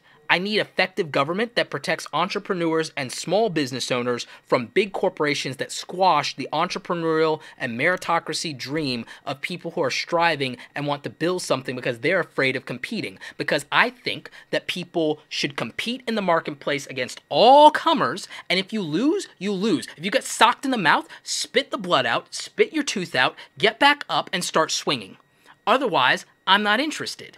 You know, I grew up in the 80s. I watched Rocky Balboa, okay? So when these big corporations decide to throw their money around to make rules by buying politicians to make things more favorable for them and crush the little guy, I'm not interested in it, and I would want government to step up. And if government needs to be big to do that, to do an elbow drop, to do a stone cold stunner on the corporations, then maybe we need bigger government. I don't think we do, but maybe we do. And as for states and states' rights, here's the thing. As an entrepreneur, states screw us. Every time. Like, the states gouge me on taxes for things that make no sense. States change rules, and then you don't know when you're moving your business what the rules are in a new state or what the regulations are from state to state, because they're all their own individual kingdoms, like bloody Game of Thrones, and you have no consistency. So entrepreneurs, it really hurts us with the states not having any consistent guidelines for our business. Like Gary V's wine business can't, like, they blocked him from Texas, and so for him shipping wine and spirits, they made some, like, Bible Belt style rule to block him out of the business because some business owners bought off some politicians in Texas. So I want net neutrality to stay in place because it's the actual only thing that stops the corporations from, one, price gouging consumers. I already pay a ridiculous amount to the cable companies to be able to do this live streaming effectively. I think you guys remember when my live streaming used to suck. I bought the most expensive package that I could possibly buy, and it really pisses me off that the idea that they would want to get even more money from me to continue to run my small business, you know, because they want to go ahead and crush net neutrality and then create fast lanes so that if I'm a YouTuber, they're going to price gouge me as a YouTuber, specifically because they have beef with Google anyway, and because they know so many of us rely on it and we will pay. And I can afford it, but not everybody who's striving to do this can. So that's a problem. So I'm super for net neutrality, and I don't care how we get it. I don't care who we have to put in. I don't care who we have to fire in government, whether they're Democrat, Republican, congressmen, senators, and everything like that. March them all off a cliff and start over for all I care. Leave my bloody internet alone and let meritocracy happen. Let the marketplace happen. And again, I don't trust the big corporations. I know some of you are distrustful of government. My dad served in the military. I have mixed feelings on both sides. That's why I'm a moderate. That's why I'm in the middle. And it's not because I'm indecisive. It's because there's just too many variables for me to be anything else. And I don't love everybody. Like, I like this thing. I don't like that thing. Again, I'm stuck in the middle because it's the most reasonable option I could come up with. But the thing with me is that I need the government to step up and, like, fight for the citizens the way it's intended to do and protect us from the corporations, because if you guys are afraid of the government, understand the government's only funded by our taxes, which means it only has so much money. The corporations are funded by consumerism and capitalism, things I like on the one hand, but to an extreme, the corporations have infinitely more powerful than the government. So if anything the government can do to restrain the greed of the corporations so that, one, consumer protections stay in place so that we don't all pay higher internet fees, especially those of us who are creators, paying through the nose for our live streams and for doing business, Like, that, like, I mean, if you're going to be a tech entrepreneur, they can literally leverage their money to shut you out so you can't build something to compete with them. And that's scary. I don't like that. So that's scary, and I don't like that. So I'm for net neutrality all the way. And I think we need to not vote for anybody ever again. If they don't support net neutrality, they shouldn't get your vote, in my opinion. I'm not telling you who to vote for. What I'm saying is what's in your best interest. If you're an entrepreneur, if you consider yourself a citizen of the internet, if you're a YouTuber, in good conscience, regardless of party affinity, you cannot vote for someone who votes against keeping net neutrality in place. You cannot do it because it's acting against your own best interest. It's acting against meritocracy. It's acting against the interest of the market and entrepreneurship and competition. And we need competition because that's the backbone of capitalism. The backbone of capitalism and the American dream, if it even exists anymore, is based in meritocracy, in competing, and may the best man, woman, child, whatever win. Alien, I'll let him come on, bring it on. I'll beat you, team human. And like whatever, it's letting the market truly decide. It's letting people have a shot at competing, and if they beat you, they beat you. Come back swinging. And these corporations do not want that. They want to consolidate and keep their power. And I get it. I get it. That's what's ruthless. And fine, the shark in me understands it. I don't respect it because, again, I grew up on Rocky. I want the fight. So let them fight. And that's why I want net neutrality in place. And you got me hyped on that. And again, consumers would be affected because, again, consumers would be affected and we won't be protected because, again, if I'm already paying way too much money just to get, by the way, I'll tell you something else.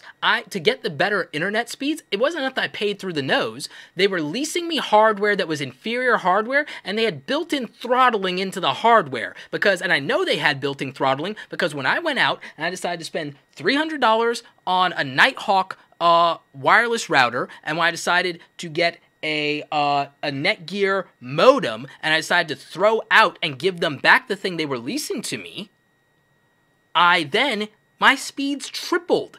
My speeds tripled. Like, it was insanity. When I bought my own modem, and I bought a dedicated wireless router, instantaneously, my speeds tripled. All of a sudden, I got the maximum throughput of my internet connection, but I had to go and buy, like, $300 plus of my own hardware. So that's why I know that they're screwing us, so that's why I believe in net neutrality, because net neutrality gives us a little bit of protection and insulation from the corporations, and it gives us real meritocracy. So, you got me hyped. You guys got me going. It got me going. Black Dragon, National President. Black Dragon, were you just donating Super Chat because you want to, or were you looking to do... were you looking for, a channel review? What's up? So let me know what's going on. Let me know what you're trying to do. And there was a super chat earlier. I gotta hunt it down. And I gotta hope that my system isn't freezing up here. Hope my system isn't freezing up. Because if it is, I would have to be actually concerned that it is the ISPs doing it.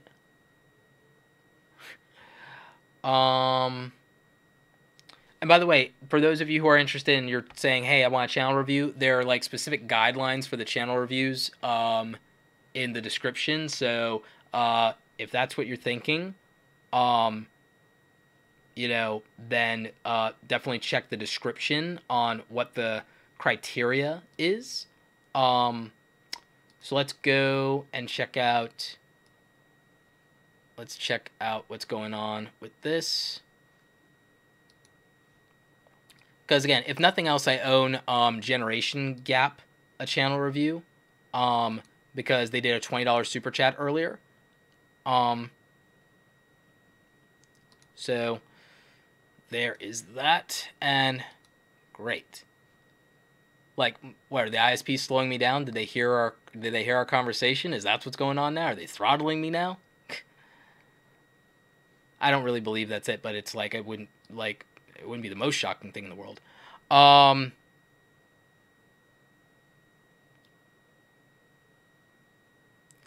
So let's see. Cake, Pop, Clara, I'm super sympathetic to your situation, and also your logo intrigues me, so I'm going to give you a pass because I'm a nice guy. I don't normally do channel reviews for a $2 super chat, but in Clara's case, I'm going to make an exception. I'm also going to do Generation Gap Gaming. And so, again, well, we're going to do that. And those might be the only two unless something else walks through. So, let's see. Let's look at Generation Gap Gaming. Generation Gap Gaming's actually got a really interesting channel going on. Let's take a look here.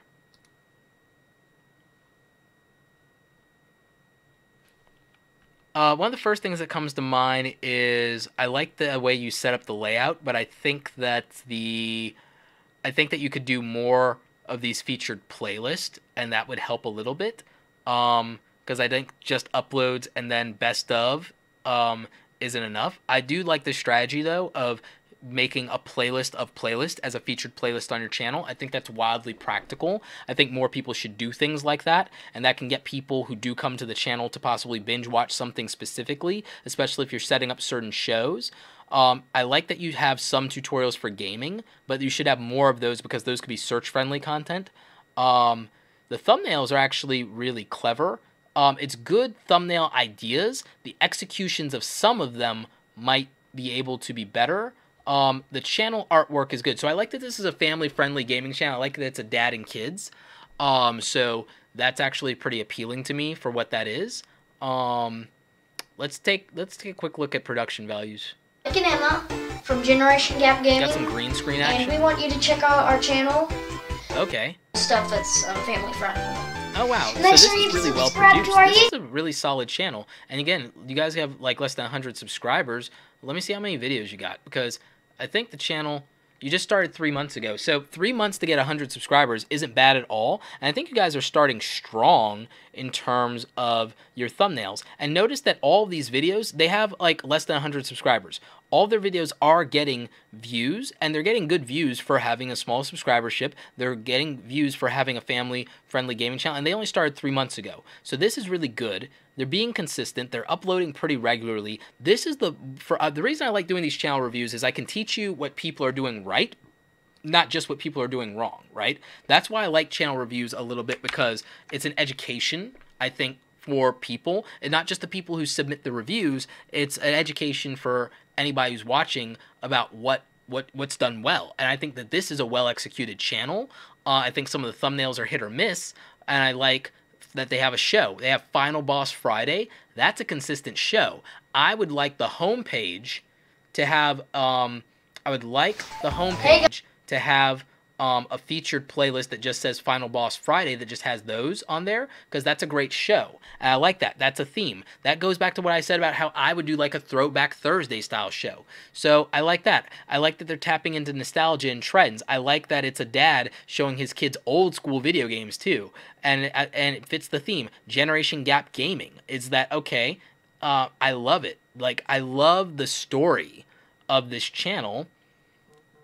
I don't have major advice for this channel, to be frank, beyond maybe you need to optimize as best as you can with TubeBuddy and search. Guys, check out TubeBuddy.com/awesome. Hey guys, what's up? It's Dad here from Generation Gap Gaming, here for another Final Boss Friday. And it will help you with We've your kind of had a tags, rough week at the house this week. Everybody's been battling colds and everything. You can probably even tell it in my voice. So it's just going to be me today. But the game I decided to do do was one of my all-time favorites, Sonic the Hedgehog for the Sega Genesis. Stay tuned, guys. Maybe link some similar related videos from your channel in the description, and that would be really good for you.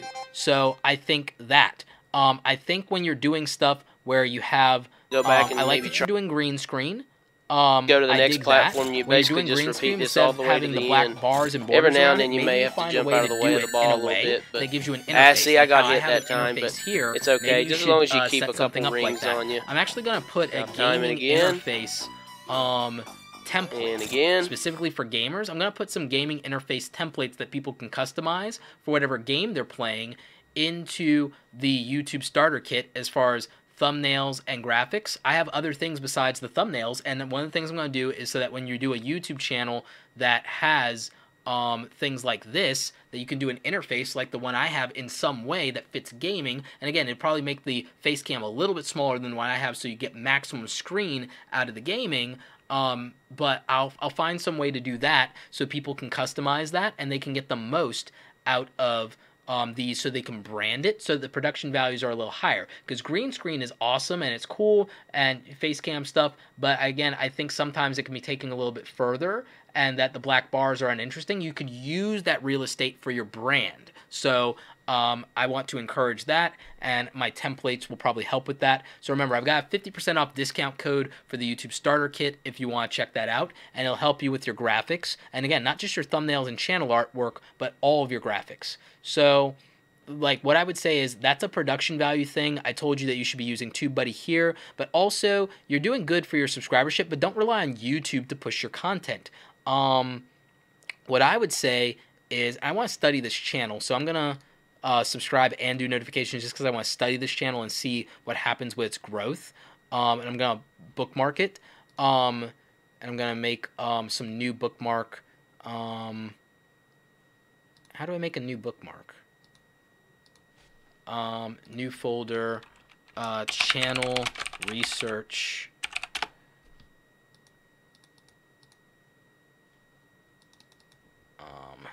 Generation Gap Gaming.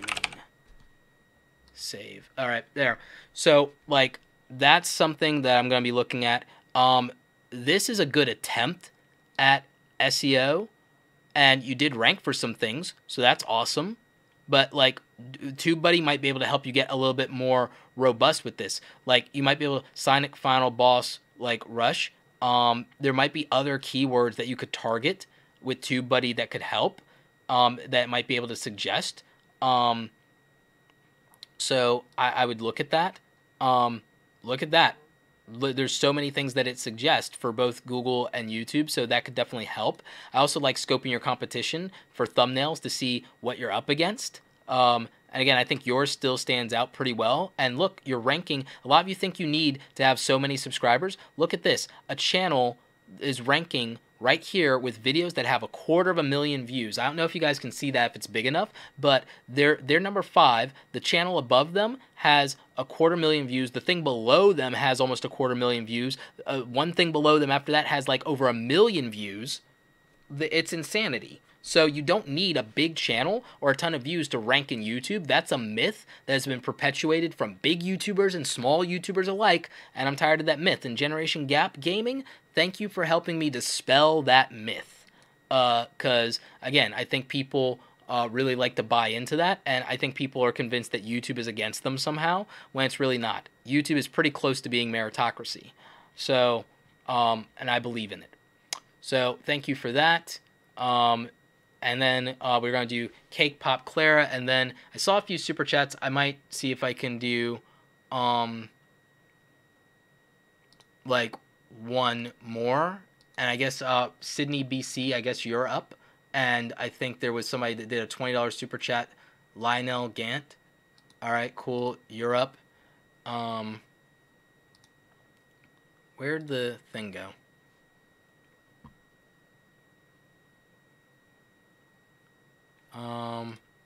Hang on. My browser's having a bit of an issue right now.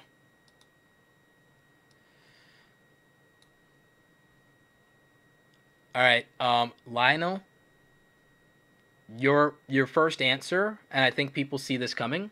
Lionel Gant, your first answer to what you can do better if you want your channel, like with your channel reviewed, is you need better channel art, and you need better thumbnails, like right off the bat. So your answer is, Lionel, grab the YouTube Starter Kit.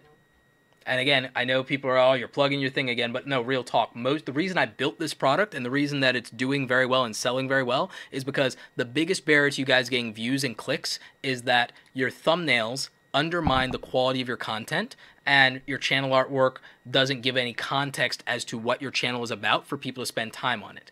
Now, beyond that, I would say that you could probably, if you have more videos, you could fill out the playlist here instead of it just being your uploads. You should have some feature playlists that do a topic of some kind, because you don't have any shortage here of videos, so probably organizing these into a playlist. The other thing is, you are talking about your life, but you're not making titles that make that life relatable to somebody else per se. November 27 weigh-in is not as enticing of like guess how much weight I lost or how I lost 27 pounds, and then you're talking about that. Like, if you're going to do things that document your life and you're going to be a vlogger, you also have to have a storyline and something that is relatable and interesting to the viewer, and you might want to serialize it the way you would do if you were doing your own sitcom. If you were doing a sitcom like Friends or something like that without being scripted content, but being your actual life, what would that look like? It's why, like, look at and study things like MTV's The Real World, and look at that not from a, oh, you need to hype things up or dramatize things context. I mean from, think about what we latch onto about those characters and think about who those people are to us, and get more clever with your titles and get more clever with your thumbnails, even about your day-to-day life. Or if it's going to be a journal-like series, you need to give it a show name and do something interesting with that, because like food diary number 4 means nothing to me, but like fried versus grilled, that's intriguing to me. What about fried versus grilled, and which direction do I lean? That would matter to me. Like book review number 4, The Brain That Challenges Itself. It's like, that's not a hook, but like The Brain That Challenges Itself book review, 5 lessons learned. That's search friendly and there's a hook to that. So I would say that better titles, obviously, optimizing as best as you can, but better channel art and thumbnails. And again, think about how this relates to somebody else who doesn't know you. Because if people don't know you, they don't necessarily care about the story. And if you're going to do book reviews, I would encourage you to do book reviews, but if you're going to do them, then I would also do something a lot more clever with the thumbnails and the titles and highlighting the book. And you don't have to be a great graphic designer. If you can't grab the YouTube starter kit for any reason, then get really good at photography, is what I would say. Not everyone needs to buy the YouTube starter kit. Some of you could just take photography and you would do better. I mean, it's really, like, you know, very practical to just get a very planned out photo for a thumbnail to give it context. I do that for my product reviews, as you guys know, and it works out pretty well. So I would encourage that as an option. But you know, that's why I would say about your content, you're doing something that got you 287 subscribers. That being said, you're not getting them to come back and to engage, and I think that better thumbnails, when you're competing for their attention, better thumbnails are an answer. When you are asking for a tip jar and you're asking for Patreon, the artwork and the thumbnails show people that you're putting in the effort beyond showing up every day. So I would say that matters. So that's my advice, Lionel Gant. All right, so we got Cake Pop Clara. It looks like you're... All right, so J Fashion and Kawaii Lifestyler. What I like about this is, one, you've got a theme. You were very clever in the artwork. You were very clever in calling out your social media stuff. You have a consistent brand in terms of your overall social media brand. And this is good channel artwork. This is actually really smart. I might have to think about something like this for a template to make for people doing similar things in the future, because I think it was well executed. So good job on that. I'm not going to have to talk to you about visual branding because you're actually good at it. You say you just lost your job recently. I think that you can make money without YouTube, literally as a, Clara, you should make money easily as a graphic designer and a visual artist and somebody who can do advertising for brands and do graphics and illustration and make real money even without YouTube. You should be able to make a product. All right, so like my real lesson for you, Cake Pop Claire, because you said your thing is you lost your job. I know you want a channel review. What I'm going to do is I'm going to give you a business development lesson instead. And your business development lesson is, in the same way that I made the YouTube starter kit by doing Photoshop templates and things like that for YouTubers, you can identify a niche market around people who like the cutesy stuff that you do and stuff that's, I'm similar into things like J-pop and K-pop and anime culture and everything like that. I got picked on in school when I was a kid for being a weeaboo kid or whatever the pejorative is that they've come up with.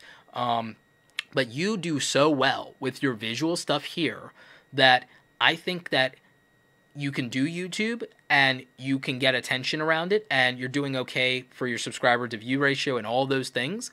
But I think your real lesson is that you should take what you're able to do with this kind of artwork and this style, and you should make graphics packets the way that I made YouTube graphics packets. You should make graphics packages for people around these assets and sell them as vector artwork or digital illustrations and sell them as a bundle, not as commissions. You can charge a different thing for commissions, but you can do commissions as a service, and you could do something like this as a product and sell the graphics package bundles, and people will buy them. People who are YouTubers that are doing cutesy things and cupcakes and desserts and things, you could build a whole niche thing for different niches. You have the talent and you could do it. So I would do that, and I would do that as a thing that you do and sell, like how I'm selling this graphics pack, and then you could do that with your stuff as far as sell those graphics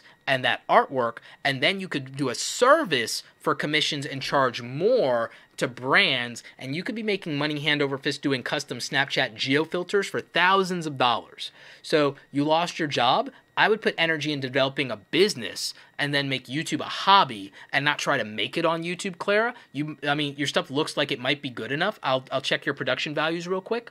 Your stuff might be good enough. Maybe you could make it on YouTube, but I think you'd make a lot more money using your actual abilities as a visual artist based on what you do. So, you know, that's what I would say. So I would say that your stuff is cool, and I dig it. Like, your production values are fine, and you seem to be able to do jump cuts and basic editing, and people like you. And then kawaii, there's like a culture around that, so there's a whole thing in YouTube around that. But and Lolita and things of that nature. But you can, since you dig this and you dig the fashion, you clearly dig the confections, you dig the culture, you could make a lot of money for people who are branding who also like that thing. So I would say you should do that, and that there's like a lot of money in that for you. There was one more person that, because they did donate like $17, that I can go ahead and do. And I appreciate you guys with some of these donations. Some of you who are donating just to donate, I super appreciate you guys. If you've ever gotten any value from this stream and you want to donate $1, $2, if you've ever gotten any value from any of my content and you want to donate via Super Chat, I appreciate all of it. And, you know, any way that you want to support me, really appreciate you.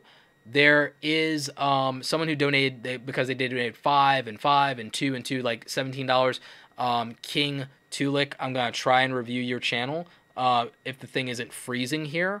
And I think, what did Sydney do?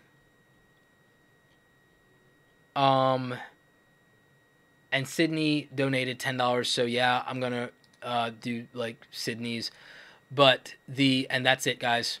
Like, that's it. No more, no mas, because I got promises to keep and miles to go before I sleep. So King Tulik,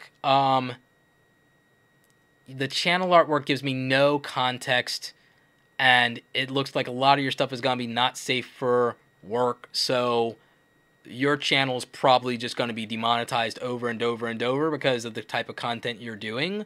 So that's an upfront issue for you. And yeah. And the thumbnails, man, need some help. Channel artwork, it's like, I'm not entirely sure what your channel is trying to do, but it looks like you're doing comedy and you're doing like a lot of things, and then you have nothing in the about section. Tulik, your channel review consists of do best practices, start from the ground up and do best practices. Like, I want to not feel like, I don't want you to feel like I'm razzing you. I don't want you to feel like I'm like picking on you or anything like that, but it's like you have to get back to you have to do basics. You have to do all of the basics. You practically have to start over, and you need to really think about what are you trying to accomplish with YouTube, because I don't think that the direction you're going is going to, with the current state of YouTube, get what you might be looking for if you're trying to grow. So my answer is you really might need to think about your direction, think about what your end game is, and start from scratch. But if you want to keep the channel you currently got going, you have to get a lot cleverer on your titles. The thumbnails cannot look like what they currently look like, and the channel artwork has to have some kind of context that explains what channel this is. That would definitely be my advice. So Sydney BCC, fashion addiction. All right, so Sydney, there's some clever things going on in your channel header. The problem is I can't read any of them if I take off my glasses. Color theory is a big deal. I talk about it a lot in my graphic design videos, and I talk about it in things where I talk about branding. And color theory is where a lot of people struggle, because like you don't realize that it's hard with all the black and white that the background is for me to see any of the text. It's almost impossible for me to read if I take my glasses off anything that's going on here, which means I lose valuable information. Doing the call out on videos daily, color behind that would have made a difference. Putting something behind that in terms of color would have made a huge difference. Let's see what else is going on. Thumbnails are not bad. The thumbnails aren't bad. There are aspects of the thumbnails that could be better. 1,000 subscriber celebration. I can't read that text in the mobile app if I take my glasses off. It's too small, and it doesn't stand out enough. And the thumbnail background doesn't really tell me anything that's going on here. It looks like you're vlogging, but the channel tells me that like fashion addiction. And so is your channel about fashion, or are you a daily vlogger?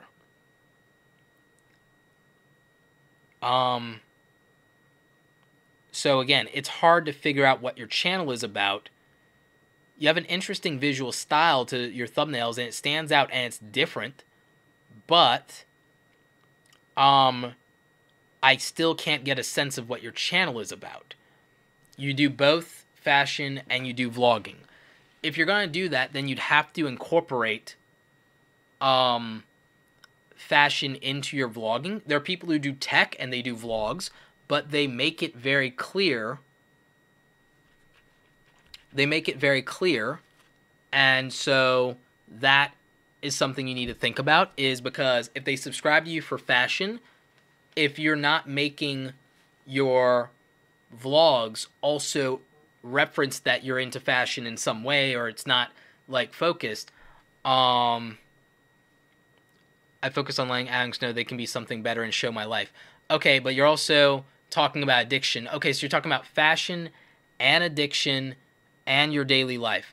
Okay, so you need to figure out the overarching storyline of your channel and make that, because again, I do a lot of things too.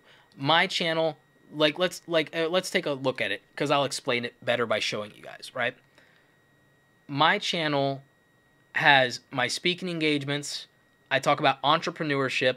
I talk about creativity and careers, camera gear, tech, software, YouTube, and then I have motivational videos and vlogs, right?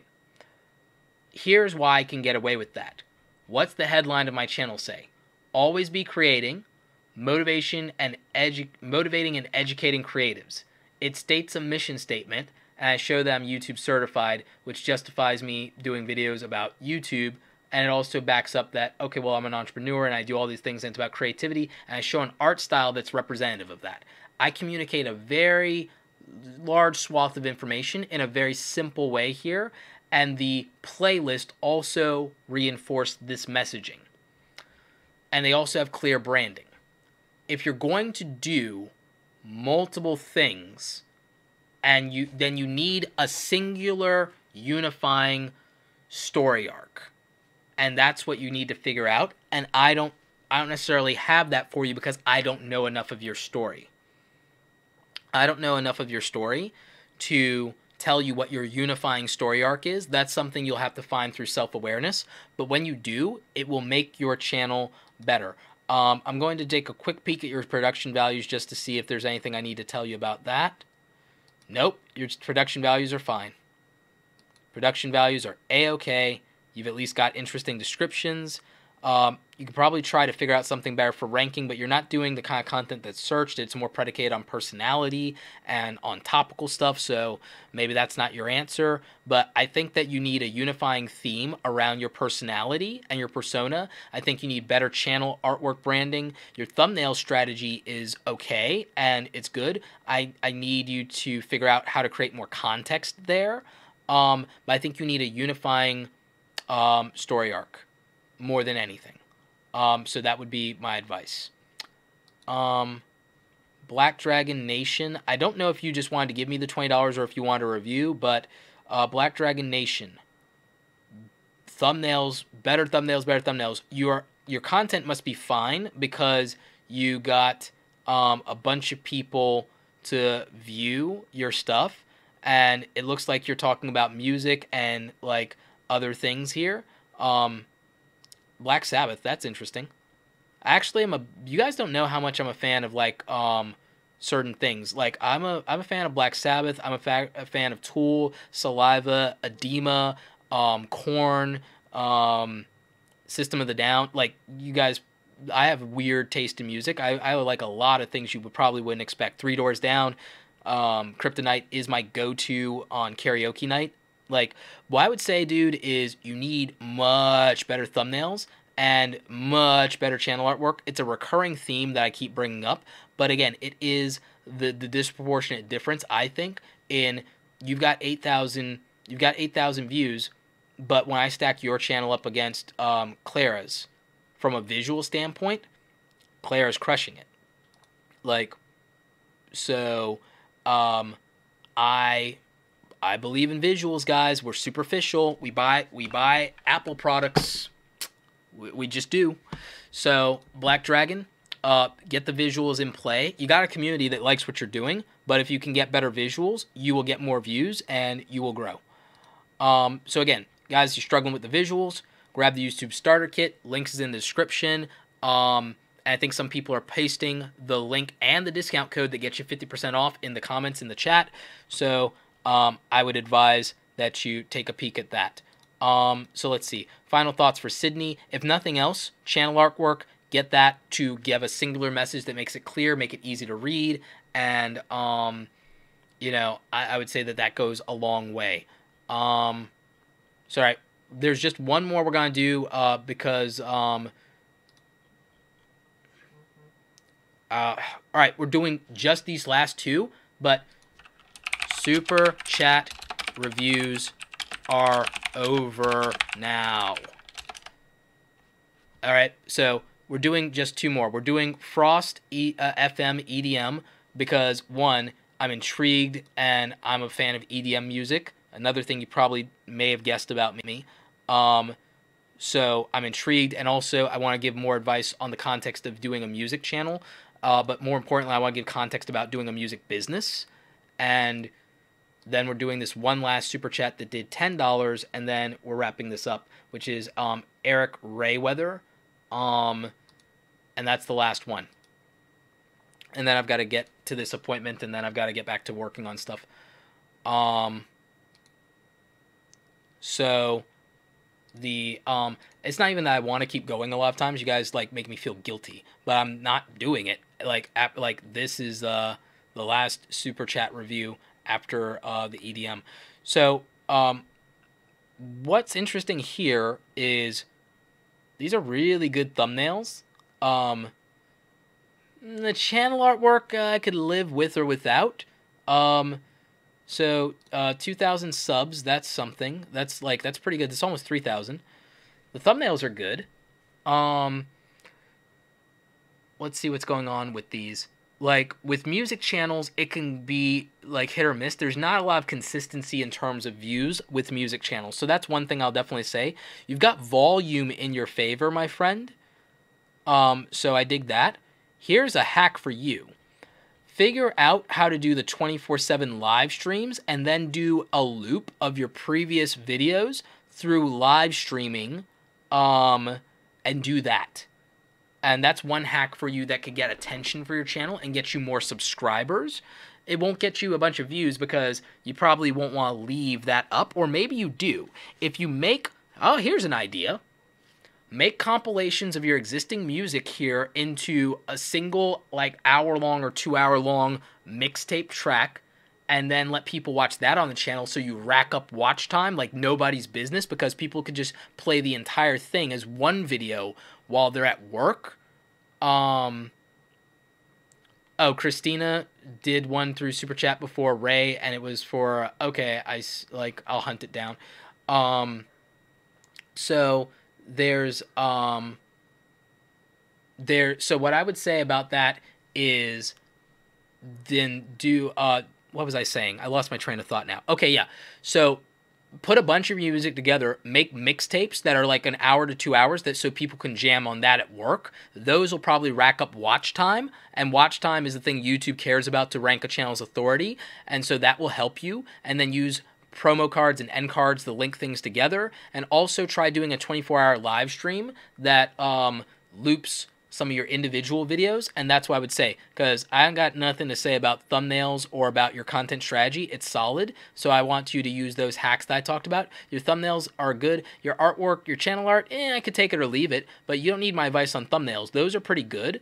What I would say is create those long-form music mixtapes, make a bunch of them, and let them ride and rack up watch time. And I'd also say promote this stuff in Facebook and Twitter. Find groups to promote it in Facebook and Twitter.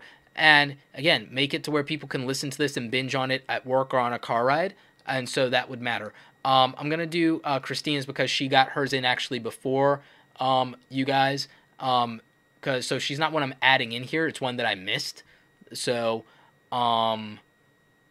let's check out 13K subscribers. So doing something right.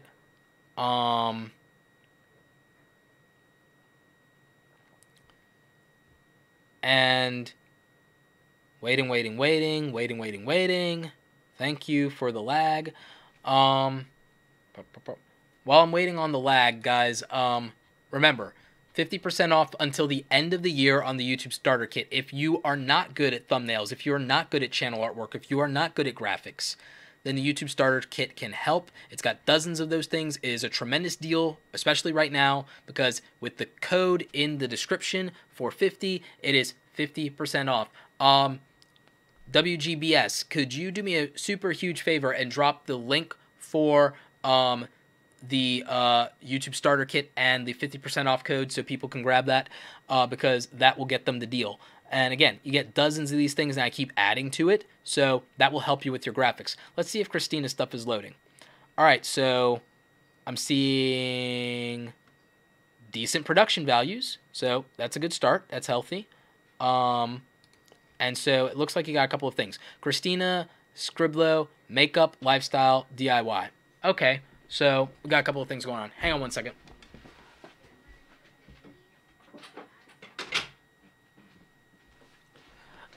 So we got a lot of stuff going on here. I think you need more interesting channel artwork. White on white for YouTube is not going to stand out much. So get some color in there and get some context in there. Make it interesting. You're doing good on thumbnails. Way to stick to trends. You're using the thumbnail style that trends in your niche. Use. So I dig that. This is an example of good thumbnails, guys. Like, or at least thumbnails that are on trend for a niche. They don't even have to be as good as the stuff that I make. You can just be on trend for your niche. So you're decent on your thumbnails, and it looks like you're improving and getting better. So kudos on that. Good use of fonts, by the way. You're actually using fonts mostly right. So it looks like you are hit or miss, though, because you're doing stuff partly on whether it's on trend. It also looks like you haven't uploaded consistently for a while, so that could be hurting you.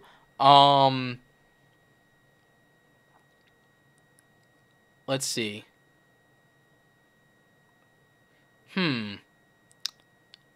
Some of these you're capitalizing all the text for no reason when it's not something that is attention grabbing enough to merit that. And it seems like your videos that perform better, here's a pattern for you. A lot of your videos are performing better when you don't capitalize all the text. Some of them.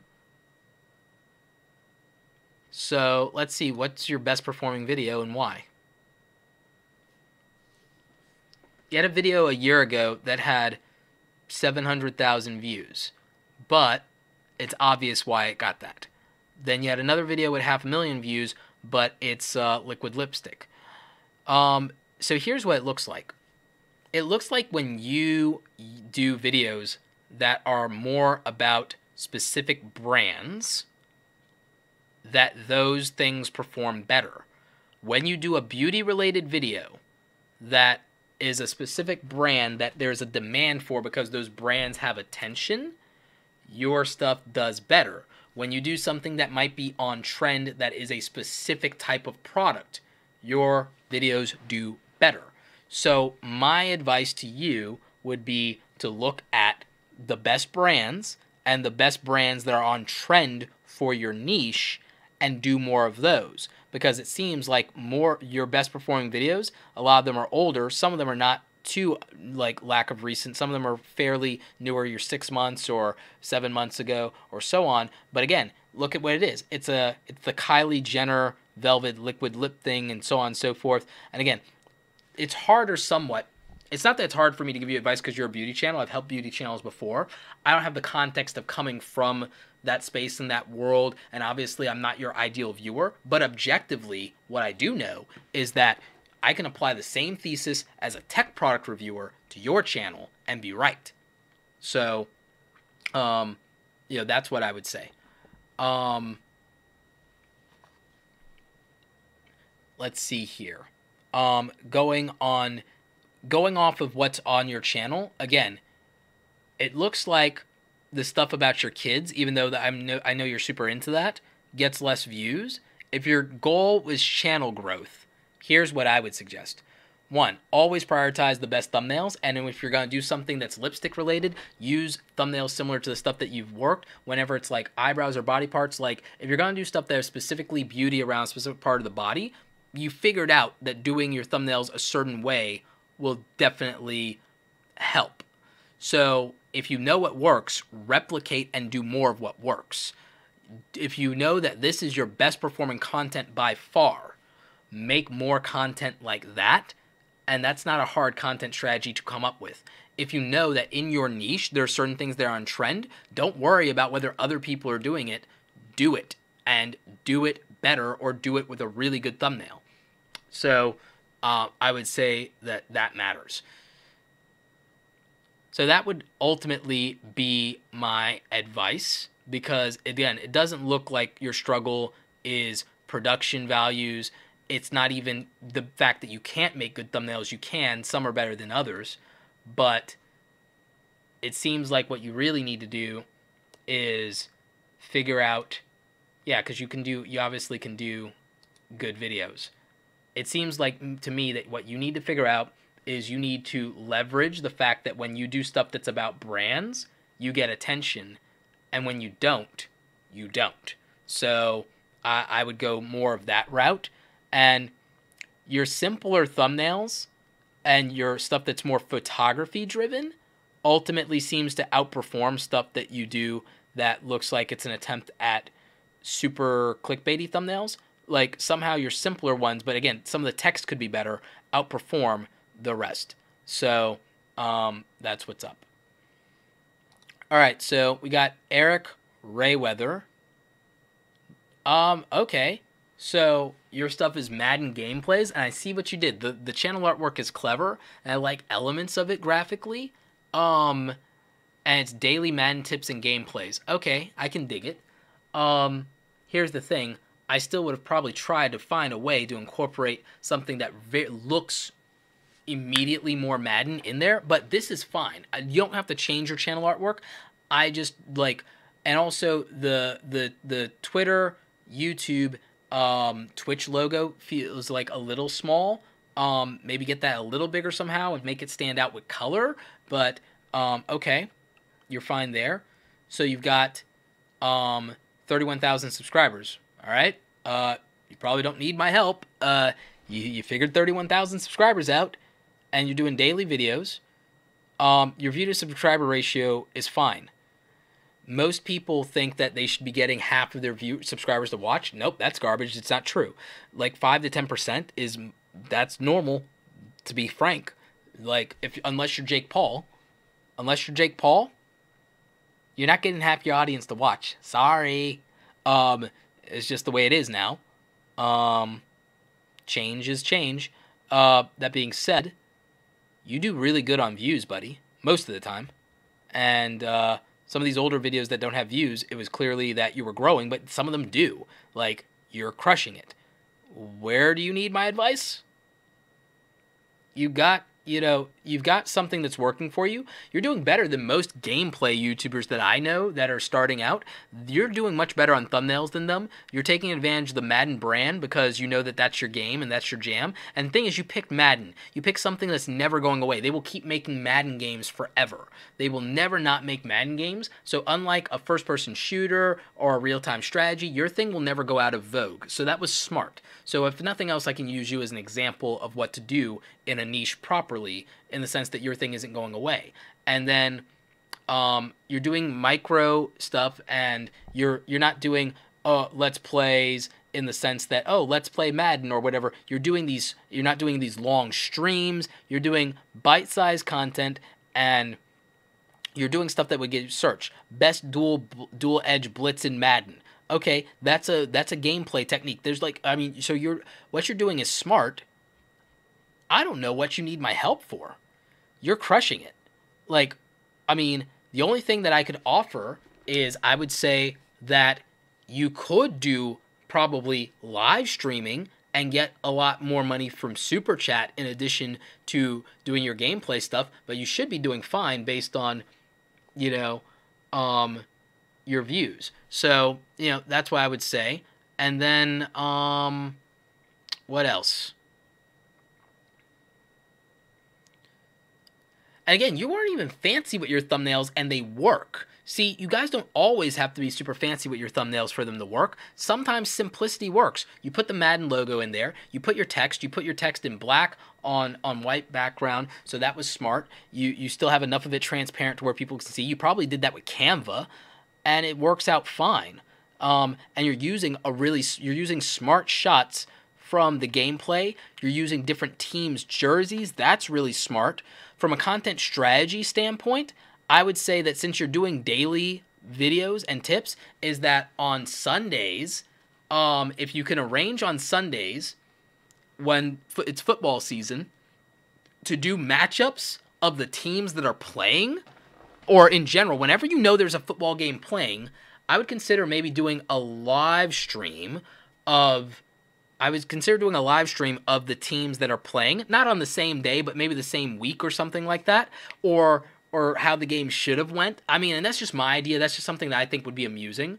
So, this is something that is interesting to me. So that's a content strategy play that I would do. I would also look at live streaming in general for you, because maybe you can do super chat stuff. You also do Twitch, so you're not unfamiliar with live streaming. I would also consider maybe you do a 24/7 of interesting gameplays just to see if that gets any additional watch time or attention for the channel or new subscribers. You can experiment a little bit because you are doing something right, but keep your core content in place. You don't need to change anything really, Eric Rayweather. You're doing a phenomenal job, from my opinion, on how you're doing your content as is. So I don't have a lot to offer there beyond a few content strategy tips, and I would encourage you to see if you can do anything with a little bit of live streaming, just to see what happens, and to see if there's any extra revenue or extra watch time to be garnered from that. Let's see what's the most popular thing on your channel to see if there's any indicator of what you can do. clearly you did 5 things that won't work anymore. I think that top fives have easily done really well for you, and how-tos have done well for you. Incorporate a few more of those every now and again. Keep what you're doing alive, but like top 5s clearly are your best performing content. And 5 tips videos and how-to videos are your best performing content. Try to incorporate as much of that every now and again as you can without overdoing it, and you'll do fine. You'll attract new audience and subscribers. Let's try and see how long have you been doing this anyway?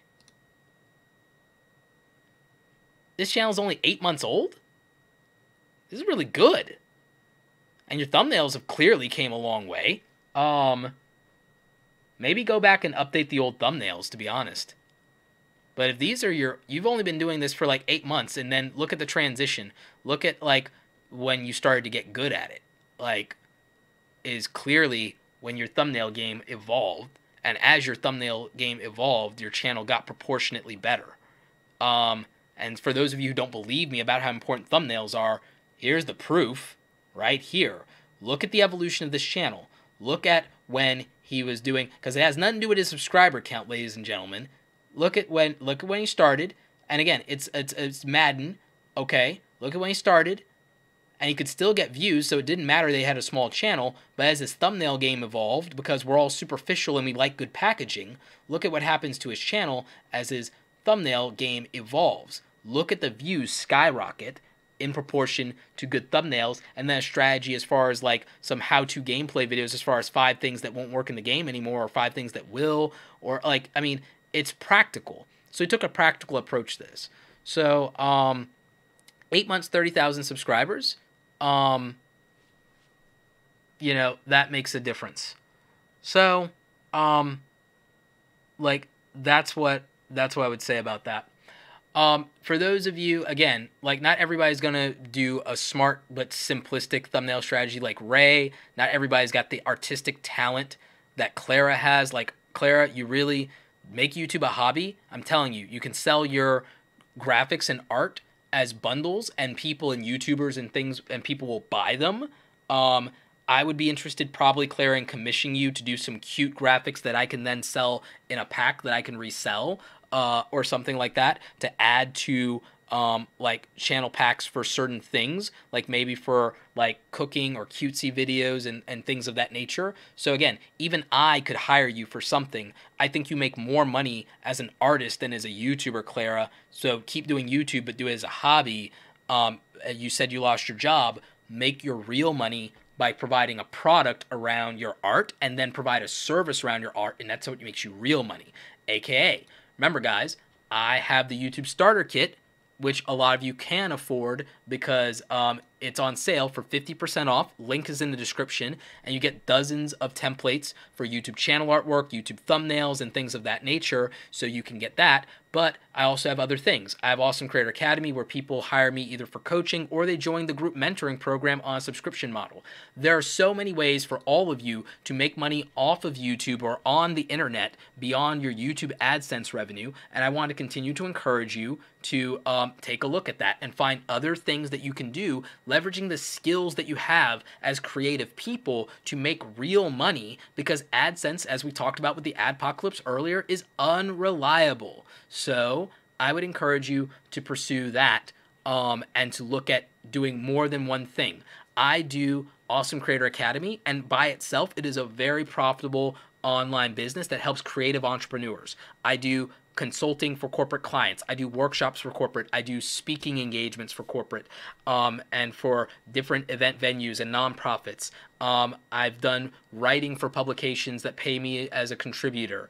The appearance fees from those events that I go to. Joint venture partnerships on paid webinars for brands, doing things as a brand ambassador, working with sponsors. There's so many things and so many opportunities beyond YouTube that I don't want you guys to be blindsided by the easy money of AdSense, quote unquote, because it can go away like that. And Patreon isn't always reliable, and you know, the YouTube boycott things are a problem. So I would just encourage you to pursue skills that you might have as a trade. If you're a YouTuber, you might be really good with a camera, so you might be able to do photography and video and make a lot more money than your videos are making you There are people I know that license YouTube content, or not YouTube content, but Facebook videos that they make for brands, and they make the content for the brands, and they make $600 to $1,000 per video doing that, and they'd never make that doing their YouTube channel, and so that's how they make a living. And I would encourage you to just look at more of that. Somebody asked about how much is individual coaching, one-on-one coaching. You can find the info on that at awesomecreatoracademy.com. And you can find pricing there, and it's also easy and convenient to pay through that. And again, I also have products like the YouTube Starter Kit, so if you're trying to do your graphics for YouTube, there's the opportunity. Link is in the description. It's also in the live chat, and make sure you're using your discount code 440 to get, 450 in order to get 50% off of that. So that's what's going on. Guys, it's been 2 hours. Thank you guys for the super chats. Thank you for the questions. I'm glad we finally got to really go deep on YouTube demonetization, and we really got to talk about what's going on with that and the ad boycott and, you know, the adpocalypse.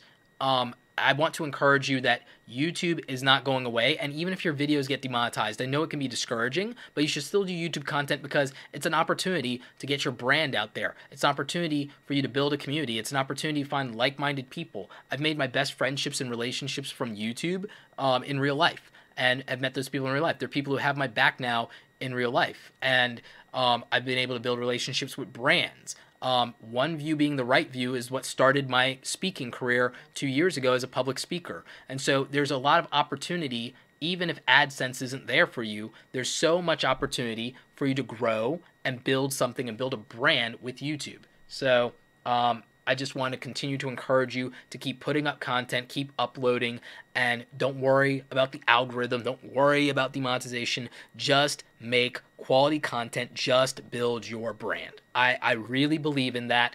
Thank you guys for everything that you do to support what I'm doing. Thank you for everybody who participates in the live stream and answers each other's questions. I appreciate that. Remember, the replay will be available in about maybe an hour or however long it takes YouTube to process this. So again, I told you guys, don't get caught up in the hype. That's right. So what I'll leave you with is I'll leave you with this advice. As always, go out there and create something awesome today, clearly, but I'll leave you with this advice. If the adpocalypse and the YouTube algorithm is enough to discourage you, you may not be ready for what the commitment is of being a YouTuber. People like Philip DeFranco that you admire did YouTube for like 4 years and was not profitable and was about to quit until new opportunities allowed him to continue. But he stuck it out for 4 years. Boogie was 3 or 4 years of going into debt doing YouTube versus being profitable doing YouTube. Boogie 2988, real story. For 5 years, nobody knew who Swoozy was. For 5 years before he blew up. And if you're looking for a big YouTuber shout out to do it for you, I can tell you that it doesn't work and that's not going to happen. I mean, it does not happen. Collabs, cameos, those things don't guarantee you anything. They can grow your channel. They could get you attention, but they usually won't. And I can tell you that from experience. I was in Casey Neistat's Q&A. Go look at my social blade. Needle didn't move. And I'm actually excited and happy that it didn't because it proves my point. So there's that. I've been in Daily V 3 times, and it's never peaked or bumped anything for my channel. Like, I can tell you from personal experience that the odds that a YouTuber will shout you out and it will do something for you, maybe 5 years ago, that's true. I'll grant you that. Maybe 4 years ago, that's true. I'll grant you that. Today, it has a less likelihood of happening to begin with, and even if it does, it has a less likelihood of actually affecting your channel in a meaningful way. You, on the other hand, are completely responsible for the growth of your channel, and you can do it yourself without somebody shouting you out. I've proven that you can rank in YouTube on your own. I've proven that channels that change their strategy and pivot to where the attention of their audience is and capitalize on their best videos often grow by focusing and doubling down. So, you know, I think that you are better served by believing in your own ability to grow your YouTube channel and your own ability to maximize on your skills than expecting either the platform or the algorithm or some other creator to do it for you. You can be your own champion. I don't think you need somebody else to do that for you.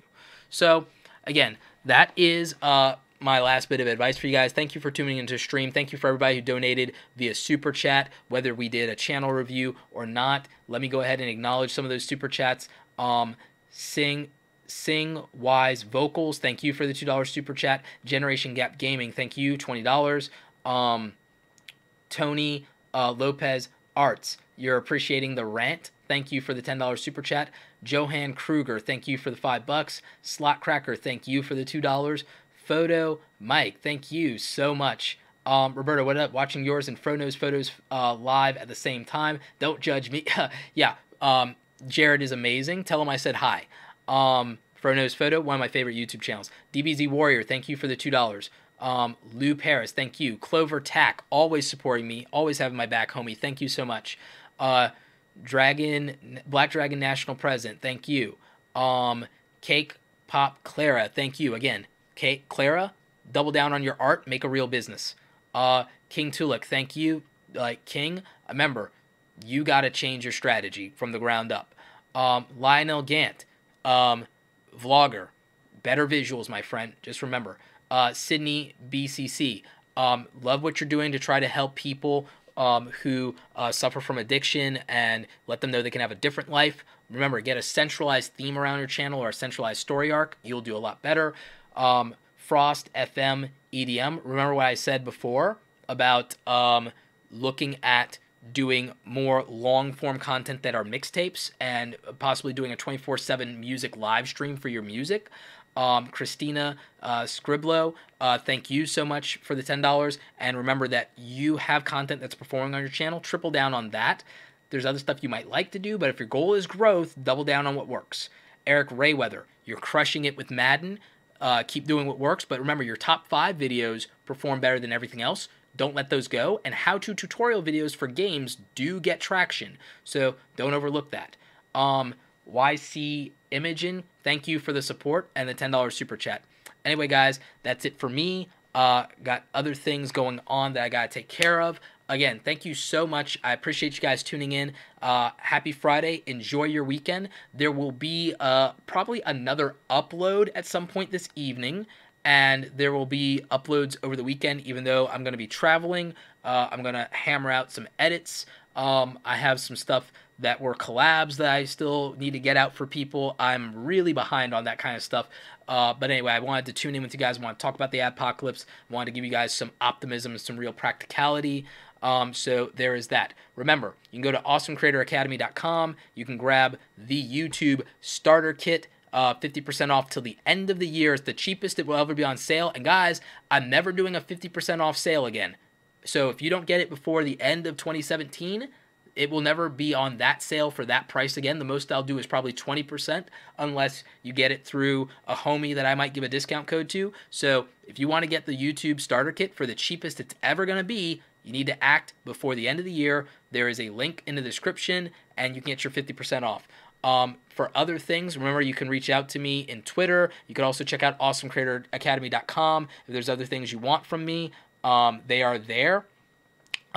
So where is that? Again, thank you guys so much. Have a wonderful weekend. Remember, go out there, create something awesome today. Take care.